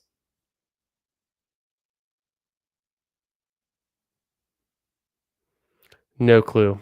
No clue what's going on. Miss things all the time. I try to stay super focused on the draft. So I'm usually playing catch up with the chat. But you're hilarious. But even when I have like a guest on, and it's been a while. I guess I had Bindles on Saturday, and then before that, Steve on Thursday, which was really fun too. Of course, the great Who Hames was on last Tuesday, and then the Monday before that was Bindles. The Sunday, I think PPR was on. So last week was fun. It was filled with guests. It's always fun. PPR on Sunday, Bindles on Monday. It was Who Hames on Tuesday, Steve on Thursday. I was on, and we had Bindles again on Saturday for the kickoff of Ballsy, the grand release. I was on BBG's channel last night. A lot of fun stuff. A lot of good stuff going on. Having a guest on can be very focused on like them and what their needs are and what their draft needs are and like the players they want when we're drafting. But it just becomes one more thing. But I like doing it. It's a lot of fun. So we'll have some more guests on soon. I think this week I kind of already had my content scheduled out, and with the release of the schedule, I'm going to be hammering BBMs. So I kind of want to do those flying solo and then be like super focused. But there's a lot of great streams coming out this week with some of our friends on the stream doing schedule release content. And I know Fanspeak is doing a Jeopardy game later this week that BBG is going to go up against Cody from Off the Schneid on. And like I said, Cody's also he's one of the guys doing some content around the schedule release. Got to have Cody back on soon too.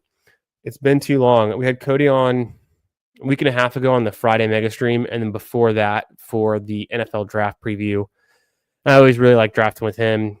We should talk a little bit of golf too, and we'll be doing that soon. We'll get him on, and others. More to come, no doubt. You never know who's going to pop in. Yeah, and then the Brooks news. Man, RIP to the fantasy prospects of Jonathan Brooks. I had 20% Jonathan Brooks last year. Ended up being a big mistake. One of the reasons I had trouble in on a lot of my teams, because I was taking Brooks in like round 10 and 11, I think. That killed a lot of teams. Oh, we got a question from Damien. All right, before we review my team and Fantasy Dogs, let's help out Damien with his Dynasty question. I love these. Round 3 reversal. Gotcha. Yep. It's a slow draft. It's a Dynasty startup, it seems like. It's best ball. I love that. Tight end premium, 1.5. Okay, I've got a league just like this.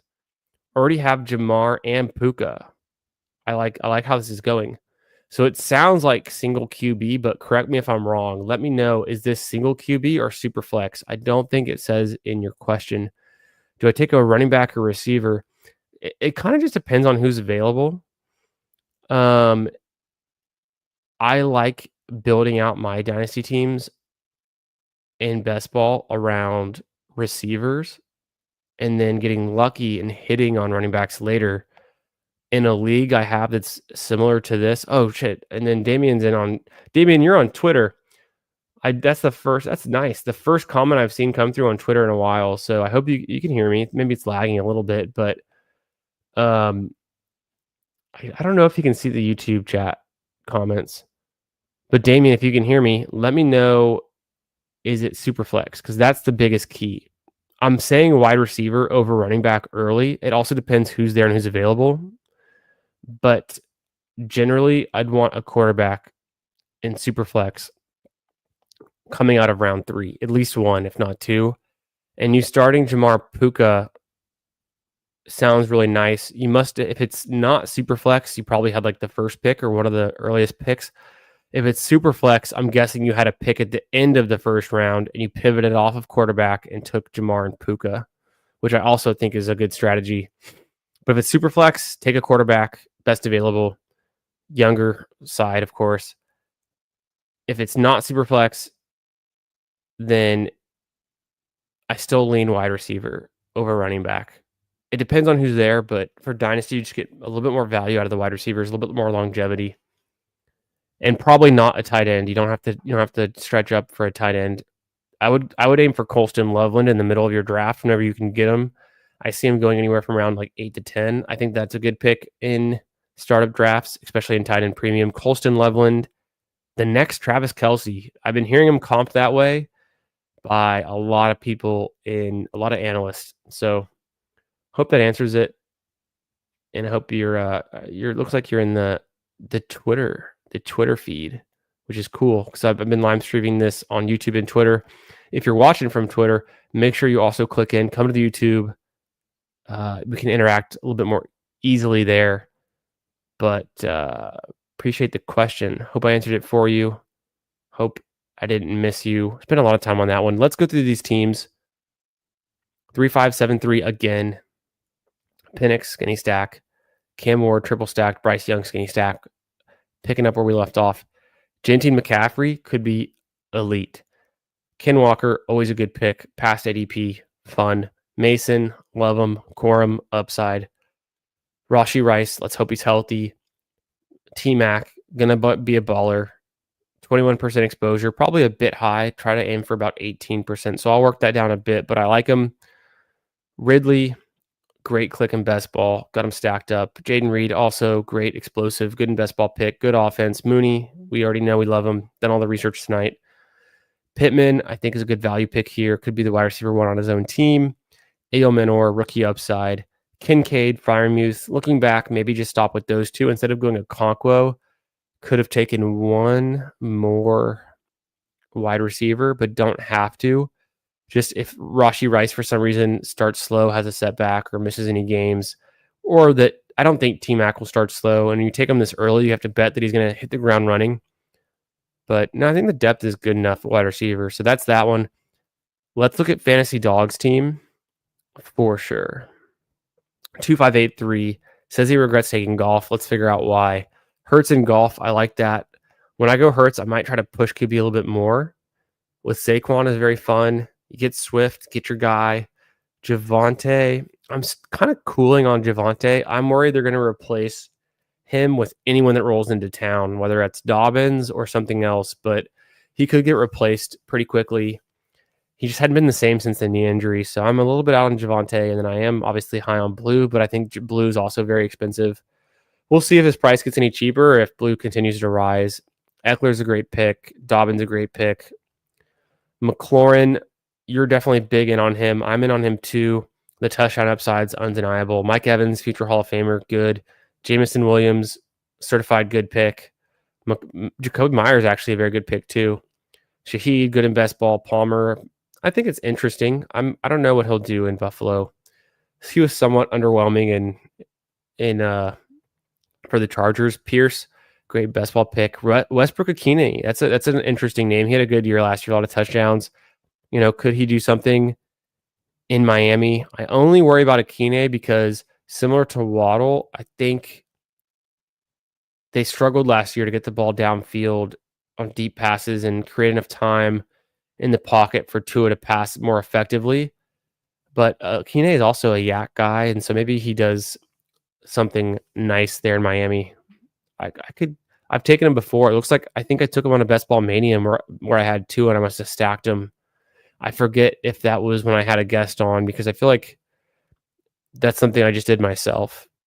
Steve was able to get me on MVS, which is a fun click. And if you're taking any of the Seahawks players, if you take Darnold late, you can get Marquez Valdez-Scantling. He's going to step into that DK role. Could be the number two in it could be number three. Let's just say it could be number three in targets for the team, but he does a lot with those targets. He's paired up again with Clint Kubiak, offensive coordinator. So same guy he had last year with the Saints. Very cool pick. Akine remind me a little bit of Valdez-Scantling in terms of popping off and better for best ball. Johnny Smith, so more Dolphins kind of team stack. Schultz and Juwan Johnson. No, I like the JMO stack with Golf. I think it's plenty good. It's plenty. And then Jalen Hurts is good on his own. You got Saquon with him. Very nice. I think it works.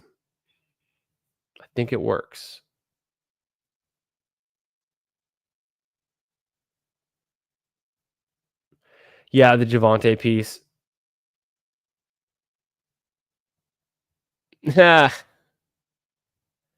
Like I told you, Fantasy Dog, you got to do some research. Page Sporanic, great swing. Let me know what you think. If you're not already aware, I think we're all aware. Put you on if you're not. That's everyone in this one. I'm just curious what T-Bucks did. Burrow Stroud. So Drew, friend of the channel, and Drew goes with Burrow. I don't know that he's in here at all. If you're listening, what up, dude? If you're not, you're probably just drafting late at night, getting them in. I know how it goes. 2673 Burrow with T. Higgins, Stroud with Jaden Higgins, Bucky, Pollard, Pacheco, Warren. So he's still not Warren. Oh, he gets a value on Warren, so that makes sense. Samson, he's in on Samson. That's interesting. And then Lloyd's a good pick. Jaden Higgins, T. Higgins, both stacked up. Justin Jefferson, okay, good. Metcalf, nice pick. Little value. Godwin, little value. Good pick. He also gets double stack with Noel. Slayton, of course. Brings in Gesicki for the double stack. Has Pitts. Tavian Sanders. Just a professional, all-around good team. I'm a little bit skeptical of the Dylan Sampson pick, but I bet he knows something we don't know.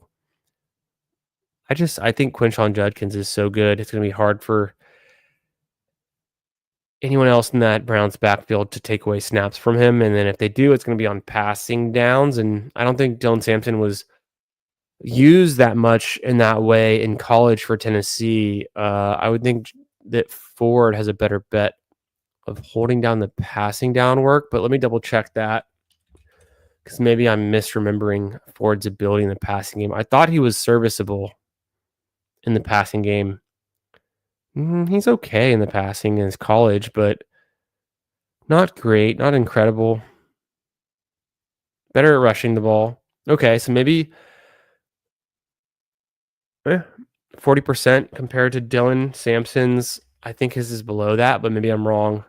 No, it's about the same. It's a little higher, 57%.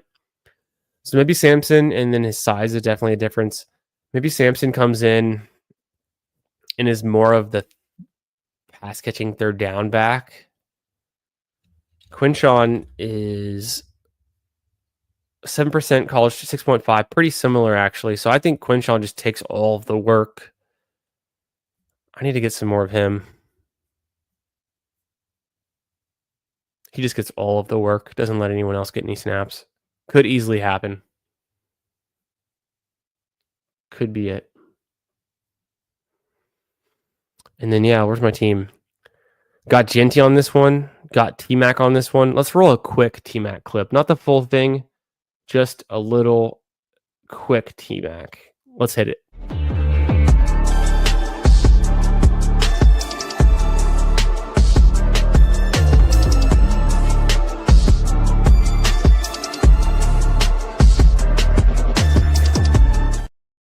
Nice. The one catch he had in the end zone, he's on like the 2-yard line. It's against UCF. Does a little kind of head fake nod, goes to the corner for the fade, catches it one-handed, throws the guy down with his other arm into the shadow realm. He can do it all. So I'm high on T-Mac. I don't really necessarily want to be above 20% just because I don't want to be overexposed to any one player so much. But I'm in on T-Mac. I'm excited about him. Going to be drafting him. He's going to be good for that offense. Let's see Bryce Young step up. Come on, the guy's won a Heisman. Come on, he can do something. He's not going to be a bust. Come on, Bryce Young. Get T-Mac the ball. Feed him. He's going to be a target hog. And then I still like Adam Thielen late. Thielen can just ball. He just knows where to be on the field, what to do, scores touchdowns. The health has been an issue for him of late, but even in his, age 35 season, whatever it's going to be, Thielen's still good. So Thielen late would have been nice on this one too. Didn't work out this time. Didn't actually see where Thielen went, but I know he went before I could get him.